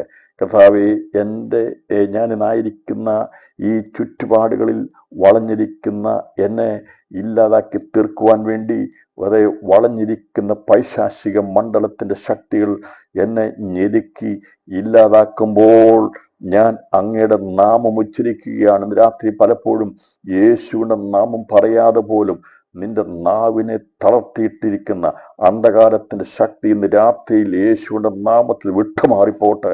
അതെ, ക്രിസ്തുവിന്റെ നാമം ഉച്ചരിക്കാൻ പോലും കഴിയാത്ത വിധത്തിൽ തളർത്തിക്കളയുന്ന അന്ധകാര മണ്ഡലത്തിന്റെ പോരുകളെ യേശുവിൻ നാമത്തിൽ ശാസിക്കുക. അതിമേ ജയമെടുക്കണം. ഇവിടെ യേശു പറഞ്ഞു, നിന്റെ മഹത്തായ നാമത്തിന് വേണ്ടി എന്ത് ചെയ്യും? അതെ, ഇന്ന് രാത്രി പറഞ്ഞു, കർത്താവേ, നിന്റെ മഹത്തായ നാമം നീ എന്താണ് എനിക്ക് വേണ്ടി ചെയ്യാൻ പോകുന്നത്? രാത്രി യേശുവിന്റെ നാമത്തിന്റെ ശക്തി വ്യാപരിക്കുന്നുണ്ട്. ഇന്ന് കർത്താവിന്റെ നാമത്തിന്റെ ശക്തി വ്യാപരിക്കുന്നുണ്ട്. അതായത് ദൈവത്തിന്റെ നാമത്തിന്റെ മഹത്വത്തിന് വേണ്ടി ദൈവം തന്റെ ക്രിയ ചെയ്യുന്നു. ഇത് പറഞ്ഞു കഴിഞ്ഞപ്പോൾ എന്ത് ചെയ്യും എന്ന് യോശുവ പറഞ്ഞ്, യഹോവ യോശുവയോട് ദൈവം എങ്ങനെയാണ് പറയുന്നത്? ഇത് നിന്നുകൊണ്ടല്ല പറയുന്നത്, വീണ് കിടന്നാണ് പറയുന്നത്. ഇവര് ഓടി വന്നപ്പോൾ, തോറ്റു വന്നപ്പോൾ, ശത്രു തള്ളിയിട്ടു എന്ന് മനസ്സിലായപ്പോൾ യോശുവ സാഷ്ടാംഗം വീണു. ജയത്തിന്റെ ഒരു മാർഗം അതാണ്. ദൈവത്തിന്റെ നാമത്തിൽ ആശ്രയിക്കുക. സാഷ്ടാംഗം. ഞാൻ പറഞ്ഞത് നിങ്ങൾ വീണ് കിടക്കണമെന്നല്ല പറഞ്ഞത്. അതിന്റെ അർത്ഥം ഇത്രയേ ഉള്ളൂ: പരാജയം സമ്മതിച്ചു, സമർപ്പിച്ചു. അതിനാണ് സമർപ്പണം എന്ന് പറയുന്നത്. സമർപ്പിച്ചു, ദൈവത്തിന് സറണ്ടർ ചെയ്തു. പറഞ്ഞു, എനിക്കിനി ഒരു സാക്ഷ്യവും പറയാനില്ല, ഇങ്ങോട്ട് വരണ്ടായിരുന്നു, എല്ലാം കിട്ടിയതെല്ലാം പറഞ്ഞതെല്ലാം ഒന്നുമല്ല, നിന്റെ നാമത്തിന്റെ മഹത്വത്തിന് വേണ്ടി എന്തെങ്കിലും ഉണ്ടെങ്കിൽ അതേ ഉള്ളൂ, അത് ചെയ്തേ മതിയാകുള്ളൂ. ഈ ഇസ്രായേൽ ജനം തോറ്റുപടി വന്നപ്പോൾ തന്നെ മോശ ചെയ്യുന്നത് പോലെ അവന്റെ നേതാവായിരുന്ന അവനെ കൊണ്ടുനടന്ന മോശ സന്ദർഭങ്ങളിൽ വീണ് കിടന്ന് കണ്ടുപരിചയമുള്ള യോശുവ മനസ്സിലായി, ശത്രു തള്ളിയിടുമ്പോൾ, അവൻ ഇല്ലാതാക്കാൻ വേണ്ടി ശ്രമിക്കുമ്പോൾ ദൈവപാത വീണ് കിടക്കുന്നതാണ് ജയം. ദൈവത്തിന്റെ ആ നാമത്തിൽ ആശ്രയിച്ച് വീണ് കിടന്ന് ഇന്ന് രാത്രി വിടുതൽ സംഭവിക്കാൻ പോകുക. അത് ഇന്ന് രാത്രി ദൈവത്തിന്റെ ആത്മാവ് നമുക്ക് ജയം നൽകാൻ പോകുക, ദൈവപ്രവൃത്തി വെളിപ്പെടാൻ പോകുക. യോശുവ വീണ് കിടന്നുകൊണ്ട് പറഞ്ഞപ്പോൾ ദൈവം അവന്റെ അടുക്കൽ വന്ന് യഹോവ യോശുവയോട് അരുളിച്ചത്, എഴുന്നേൽക്ക, നീ ഇങ്ങനെ സാഷ്ടാംഗം വീണ് കിടക്കുന്നത് എന്തിന്? പറഞ്ഞു, നീ എന്തിനാ സാഷ്ടാംഗം വീണ് കിടക്കുന്നത്? നീ എഴുന്നേൽക്ക. അടുത്ത് വന്ന് യേശു, ദൈവത്തിന്റെ ആത്മാവ്, യഹോവയാം ദൈവം അവനോട് സംസാരിക്കുക. യോശുവേ, നീ എന്തിനാ വീണ് കിടക്കുന്നത്? ഇങ്ങനെ സാഷ്ടാംഗം വീണ് കിടക്കുന്നത് എന്തിന്? എഴുന്നേൽക്കാൻ പറഞ്ഞു. പിന്നീടുള്ള കാര്യം നമുക്കറിയാം. എഴുന്നേറ്റ് കഴിഞ്ഞിട്ട് അവിടെ തെറ്റിയ ആളെ പിടിച്ച് ഞാൻ പറഞ്ഞത്, ശത്രു തള്ളിയിടാൻ വരുമ്പോൾ നാം എന്താ ചെയ്യേണ്ടത്? ദൈവസന്നിധിയിൽ സറണ്ടർ ചെയ്ത് നമ്മുടെ എല്ലാ കാര്യങ്ങളും എല്ലാം മറന്നിട്ട് ഒറ്റ കാര്യം മാത്രം പറഞ്ഞാൽ മതി. കർത്താവേ, നിന്റെ നാമം നിമിത്തം കഴിഞ്ഞ നാളുകളിൽ നിന്റെ മഹത്വത്തിന്റെ നാമത്തിന് വേണ്ടി എനിക്ക് വേണ്ടി ചെയ്തത് ഇന്നും ഈ രാത്രി എനിക്ക് വേണ്ടി ചെയ്യണമേ. എത്ര പേർക്ക് ആത്മാർത്ഥമായി സമർപ്പിക്കാൻ കഴിയും? ഇന്ന് രാത്രി ദൈവത്തിന് ഏൽപ്പിച്ചു കൊടുക്കാൻ കഴിയുമോ? കർത്താവേ, നിന്റെ നാമനിമിത്തം നീ എന്ത് ചെയ്യും? എൻ്റെ തലമുറയ്ക്ക് വേണ്ടി എന്ത് ചെയ്യും? എനിക്കൊന്നും അങ്ങോട്ട് പറയാനില്ല. ഞാൻ ഒന്നും ചെയ്തിട്ടില്ല കർത്താവേ. എനിക്ക് ഒന്നും തന്നെ പുകഴുവാനില്ല. ഒരൊറ്റ കാര്യം പറയാം, കർത്താവേ, നിന്റെ നാമനിമിത്തം നീ എന്നെ ഉപേക്ഷിക്കരുത്. നിന്റെ നാമത്തിന് ഹീനത വരാതെ, നിന്റെ നാമം എന്നിൽ വിളിക്കപ്പെട്ടിട്ടുണ്ടല്ലോ, എൻ്റെ കുടുംബത്തിൽ വിളിക്കപ്പെട്ട് തലമുറവേലുണ്ടല്ലോ. അതുകൊണ്ട് ദൈവമേ, അങ്ങ് പ്രവർത്തിക്കണമേ. നീ എന്ത് ചെയ്യുമെന്ന് ചോദിച്ചപ്പോൾ ദൈവം പറഞ്ഞു, ഞാൻ പരിഹാരം ഉണ്ടാക്കാം. തുടർന്ന് ദൈവം അവിടെ ഇടപെട്ടു. അവരുടെ ജീവിതത്തിൽ വന്ന വീഴ്ചയ്ക്ക് കാരണം ശത്രു അവരെ തള്ളിയിടാനുണ്ടായിരുന്ന കാരണം എന്താണെന്ന് മനസ്സിലാക്കി കൊടുത്തു. അവൻ പിടിക്കപ്പെട്ടു. ശേഷമായി ഹായ് പട്ടണം, അതെ, യോശുവ കുന്തമോന്തി നിന്ന് അതിനെ പിടിച്ചെടുക്കുവാൻ ഇടയാത്തുമെന്നാണ് നമ്മൾ കാണാൻ ഇടയാത്തുന്നത്. അപ്പോൾ ഇവിടെ ഈ വിഷയം ഞാൻ എടുത്തത്, ശത്രു നമ്മെ തള്ളി വീഴിക്കുവാൻ വേണ്ടി അവൻ ചുറ്റും വളഞ്ഞു നിൽക്കുമ്പോൾ ഒറ്റ കാര്യം ചെയ്താൽ മതി. ജയിക്കുവാൻ വേണ്ടി ദൈവപാതവിടെ വീണ് കിടന്ന് ദൈവത്തിന്റെ നാമത്തിൽ ആശ്രയിച്ച് ഹൃദയത്തെ വെള്ളം പോലെ ദൈവസ്ഥനിൽ പകർന്നാൽ ദൈവശബ്ദം കേൾക്കുവാൻ കഴിയും. ദൈവം നമ്മളെ എഴുന്നേൽപ്പിച്ചാൽ നിന്നെ വീഴ്ത്താൻ ആർക്കും കഴിയത്തില്ല, പരാജയപ്പെടുത്താൻ കഴിയത്തില്ല. രാത്രി പറഞ്ഞാട്ടെ, എൻ്റെ ദൈവം എന്നെ എഴുന്നേൽപ്പിച്ചിരിക്കുക, എൻ്റെ രാത്രി എഴുന്നേൽപ്പിച്ചിരിക്കുക. ദൈവത്തിൻ്റെ കൃപ വ്യാപരിച്ച് നമ്മൾ എഴുന്നേൽപ്പിച്ചാൽ ശത്രു നിനക്ക് വീഴിക്കാൻ കഴിയത്തില്ല. ആ ദേശത്തുള്ള ഒരു ശക്തിയും ദൈവം അടുത്ത് വന്ന് യോശുവയെ എഴുന്നേൽപ്പിച്ചപ്പോൾ യോശുവ ഭയപ്പെട്ടിരുന്ന കനാന്യരും പെരിസ്യരും മറ്റുള്ള എല്ലാവരും താൻ ഭയപ്പെട്ടിരുന്നത് പിന്നെ ഭയപ്പെടുവാൻ ഇടയാത്തുന്നില്ല. യോശുവയ്ക്ക് മുമ്പോട്ട് പോകുവാൻ, കുറവുകളെ പരിഹരിച്ചു പോകുവാൻ ദൈവം കൃപ തന്നത് ദൈവത്തിൽ വീണ് കിടന്നപ്പോഴാണ്. ദൈവം നമ്മുടെ കുറവുകളെ വെളിപ്പെടുത്തി തന്ന് പരിഹാരം കാണിച്ചു തന്നതുപോലെ ഈ ദിവസങ്ങളിൽ ദൈവാത്മാവ് നമ്മെ പരിഹാരം ചൂണ്ടിക്കാണിച്ച് നമുക്ക് വേണ്ടതായ പരിഹാര മാർഗങ്ങളെ നൽകുവാൻ ദൈവം തന്നെ നമ്മോട് സംസാരിക്കും. ഇന്നത് ചെയ്യാൻ പറയും. അതുപോലെ തന്നെ ചെയ്തപ്പോൾ നമുക്ക് ജയമുണ്ടാകുവാൻ ഇടയാത്തുന്നു. അപ്പോൾ ഈ ദൈവമക്കളുടെ വീഴ്ചകൾ ദൈവത്തിൻ്റെ നാം ആശ്രയിച്ച് കഴിയുമ്പോൾ കർത്താവ് നമ്മളെ എഴുന്നേൽപ്പിക്കും. ഇവിടെ വന്ന് വേറെ ആരുമല്ല എഴുന്നേൽപ്പിച്ചത്, സർവശക്തനായ ദൈവം തന്നെ വന്ന് എഴുന്നേൽപ്പിച്ചു. അതുകൊണ്ട് നാം അറിയാതെ, മറ്റാരും അറിയാതെ പൊഴിക്കുന്ന ഓരോ തുള്ളി കണ്ണുനീരും ജയത്തിൻ്റെ അതേ കണ്ണുനീര് തുള്ളികളാണ്. നാം ദൈവസന്നിധിയിൽ തകരുന്ന ഓരോ തകർച്ചകളും നമ്മുടെ ജീവിതത്തിൽ പണിയപ്പെടുവാനുള്ള വേദികളായി ദൈവം മാറ്റുകയാണ്. യോശുവ തകർന്നതുപോലെ യോശുവ ദൈവസന്നിധിയിൽ വീണ് കിടന്നപ്പോൾ ദൈവനെ എഴുന്നേൽപ്പിച്ച് നിവർത്തിച്ച് നിർത്തിയെങ്കിൽ ദൈവത്തിൻ്റെ കൃപയാൽ ഇന്ന് രാത്രിയിൽ എന്നെയും നിങ്ങളെയും കർത്താവ് നിവർത്തി നിൽക്കുമാറാക്കുന്ന രാത്രിയാക്കി മാറ്റുക.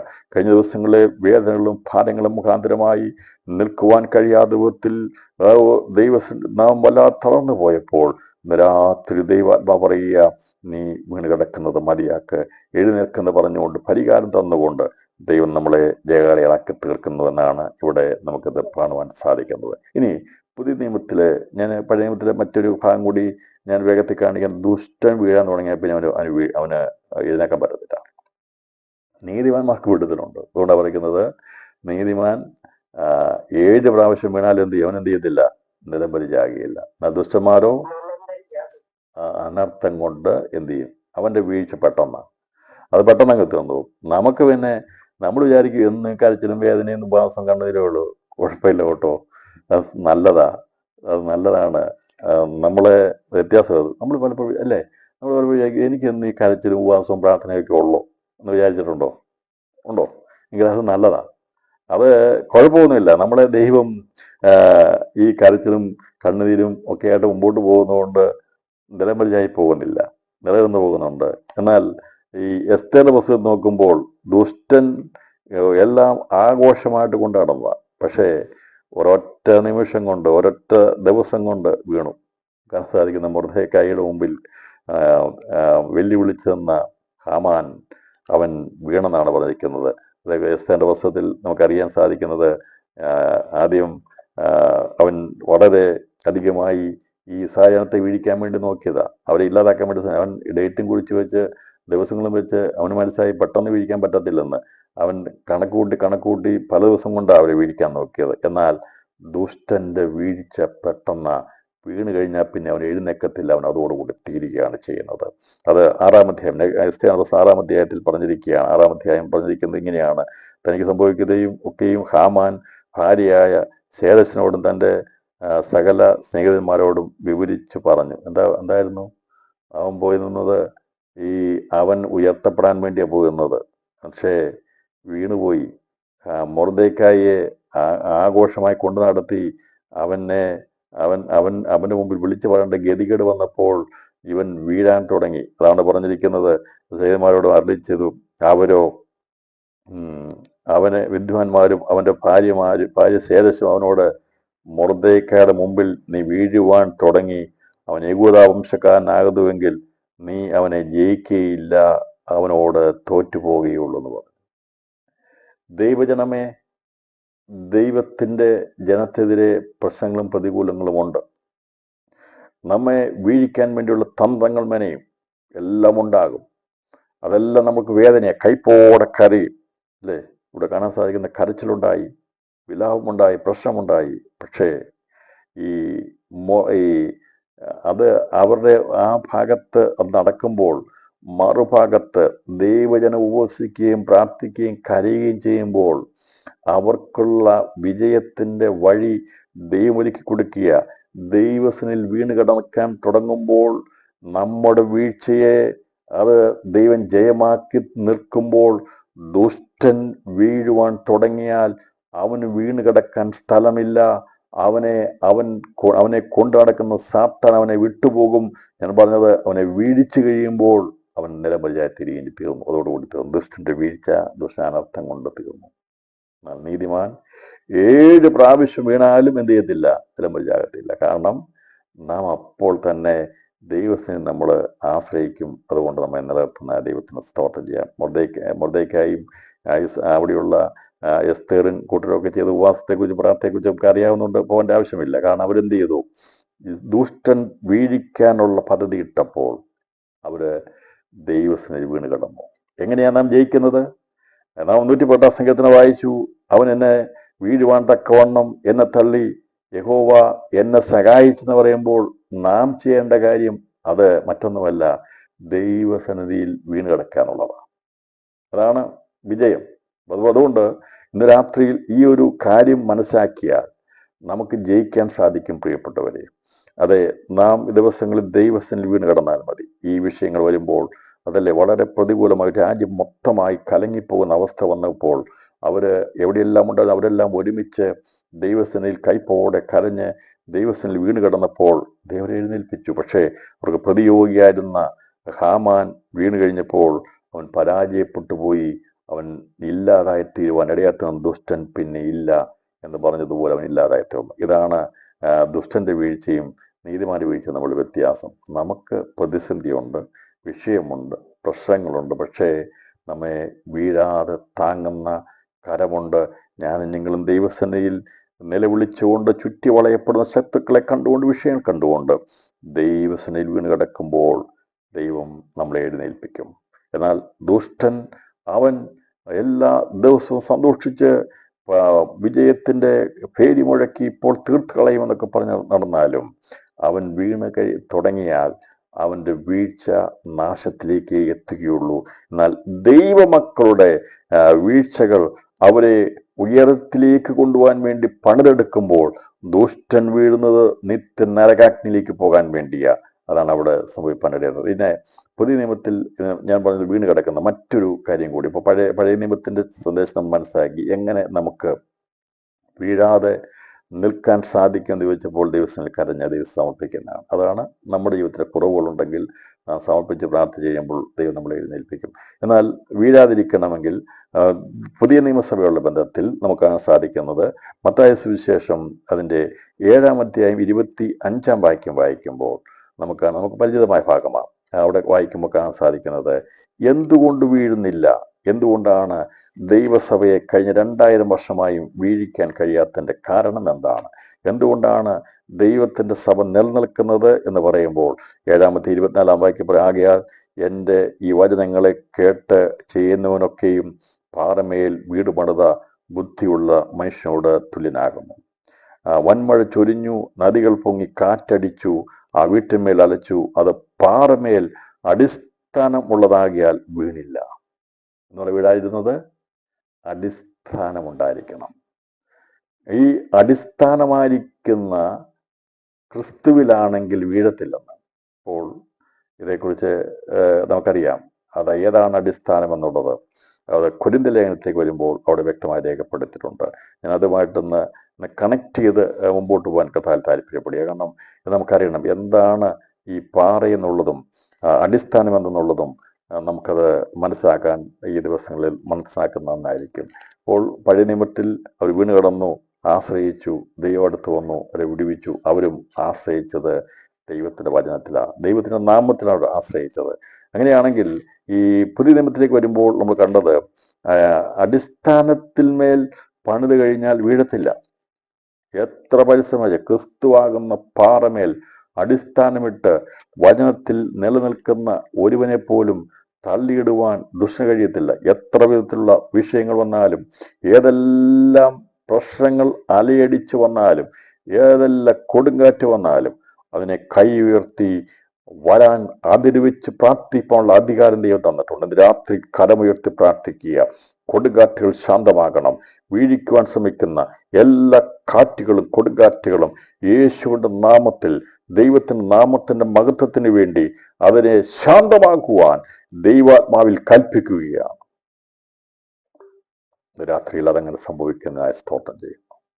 വൻമഴ ചൊരിഞ്ഞു, കാറ്റടിച്ചു, ആ വീട്ടുമേൽ അലച്ചു, എന്നാൽ അത് അടിസ്ഥാനമുള്ളതാകിയാൽ വീണില്ലെന്നാണ് പറയുന്നത്.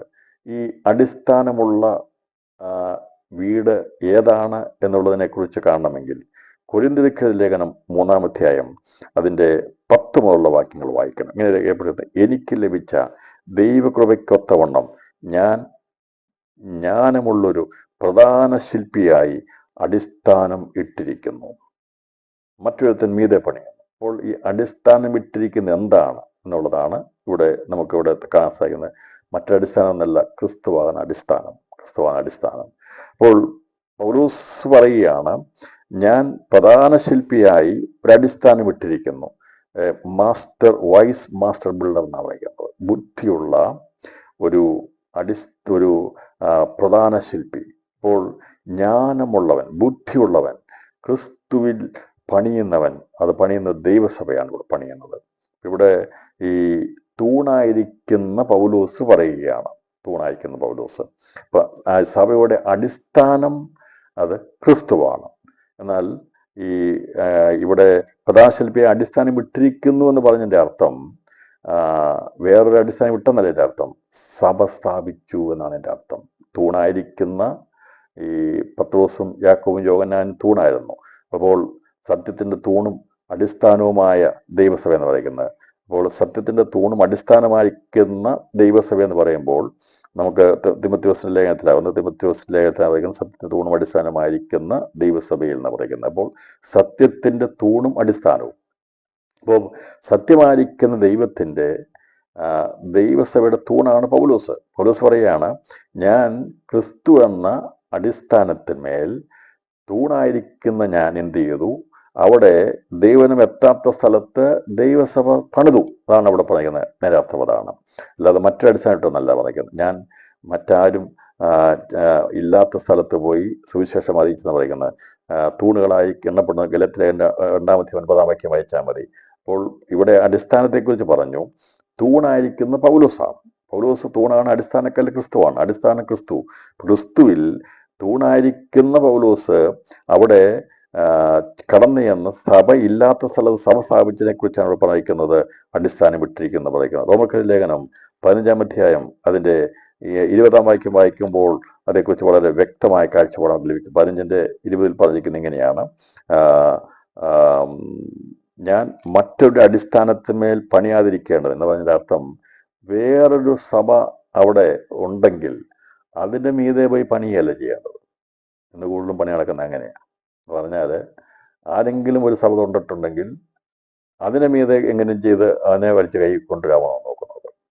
എന്നാൽ ഇവിടെ പൗലോസ് പറയുകയാണ്, ഞാൻ മറ്റൊരുവന്റെ അടിസ്ഥാനത്തിന്മേൽ പണിയാതിരിക്കേണ്ടതിന് ക്രിസ്തുവിൻ്റെ നാമം അറിഞ്ഞിട്ടുള്ള ഇടത്തിലല്ല പറഞ്ഞിരിക്കുന്നത്. അപ്പോൾ ഈ സുവിശേഷം അറിയിക്കാൻ പോകുന്നത് ഉള്ളിടത്ത് വീണ്ടും ഒരു സഭ സ്ഥാപിക്കാൻ വേണ്ടിയല്ല, ഇല്ലാത്തിടത്ത് തൂണായിരിക്കുന്നവർ കടന്നുപോയി ക്രിസ്തുവിന്റെ അടിസ്ഥാനത്തിൽ 2-3 പേർ കൂടി വരുന്നതിനാണ് സഭ എന്ന് പറയുന്നത്. അപ്പോൾ തൂണുകളായിരിക്കുന്നവർ ക്രിസ്തുയേശുവിന്റെ അടിസ്ഥാനത്തിന്മേൽ സത്യത്തിന്റെ അടിസ്ഥാന ഉപദേശങ്ങളിൽ ഈ പണിതെടുക്കുന്ന സഭയെ സ്ഥാപിച്ചു എന്നാണ് ഇവിടെ പൗലോസ് പറഞ്ഞിരിക്കുന്നത്. അതാണ് സത്യത്തൂണ് അടിസ്ഥാനമായ സഭ എന്ന് പറഞ്ഞിരിക്കുന്നത്. അത് മനസ്സിലാക്കാൻ വേണ്ടി ഞാൻ അങ്ങനെ വ്യാഖ്യാനിച്ചത്.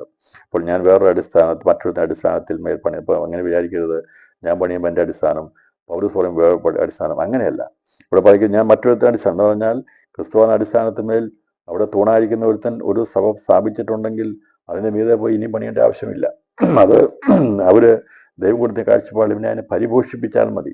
അതിൻ്റെ മീതെ പണി കിട്ടുന്നതാണ് പറയുന്നത്. അല്ലാതെ വീണ്ടും നമ്മളവിടെ ചെന്നിട്ട് മറ്റൊരു സഭ കൂടി ഇവിടെ പണിയല്ല ചെയ്യേണ്ടത്. അത് തുടർന്ന് അതിൻ്റെ ക്രിയ ചെയ്യാനായിട്ടാണ് പറഞ്ഞിരിക്കുന്നത്. അതാണ് ഇവിടെ പറഞ്ഞതിൻ്റെ അർത്ഥവതാണ്. അപ്പോൾ ഈ പറഞ്ഞിരിക്കുന്ന രീതി വരുമ്പോൾ നമ്മൾ മനസ്സിലാക്കിയെടുക്കുന്നത്, ജ്ഞാനമുള്ള ഒരു പ്രധാന ശില്പിയായി അടിസ്ഥാനപ്പെട്ടിരിക്കുന്നു പറഞ്ഞാൽ പൗലോസ് അവൻ തന്നെ മനസ്സിലായി അവന് ജ്ഞാനമുണ്ട്, ദൈവഭയമുണ്ട്, ദൈവജ്ഞാനം ലഭിച്ചവനാണ്.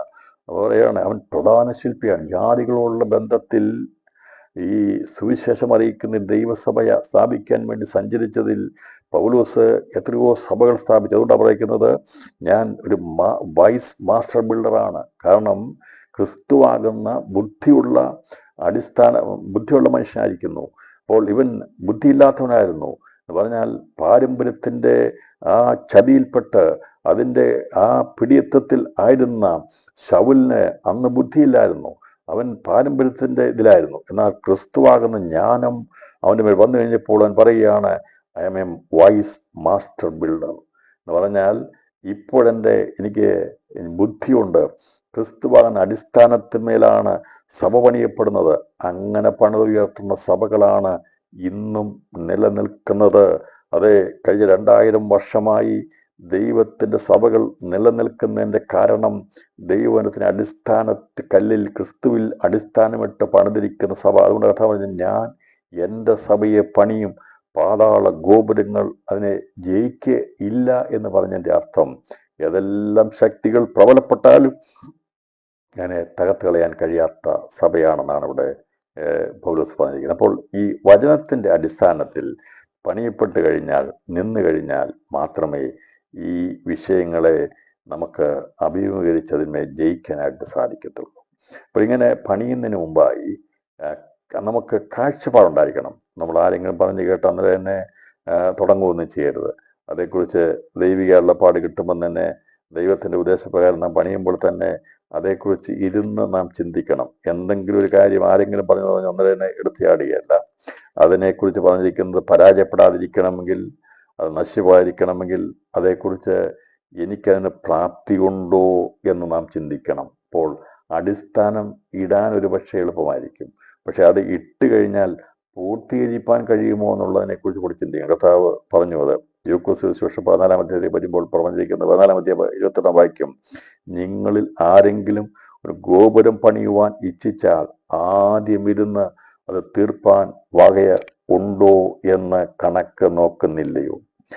അല്ലെങ്കിൽ അടിസ്ഥാനമിട്ട ശേഷം തീർപ്പാൻ വകയില്ല. ഇന്ന് പലരും യേശുവിൻ്റെ നാമത്തിൽ പലതും തുടങ്ങാറുണ്ട്.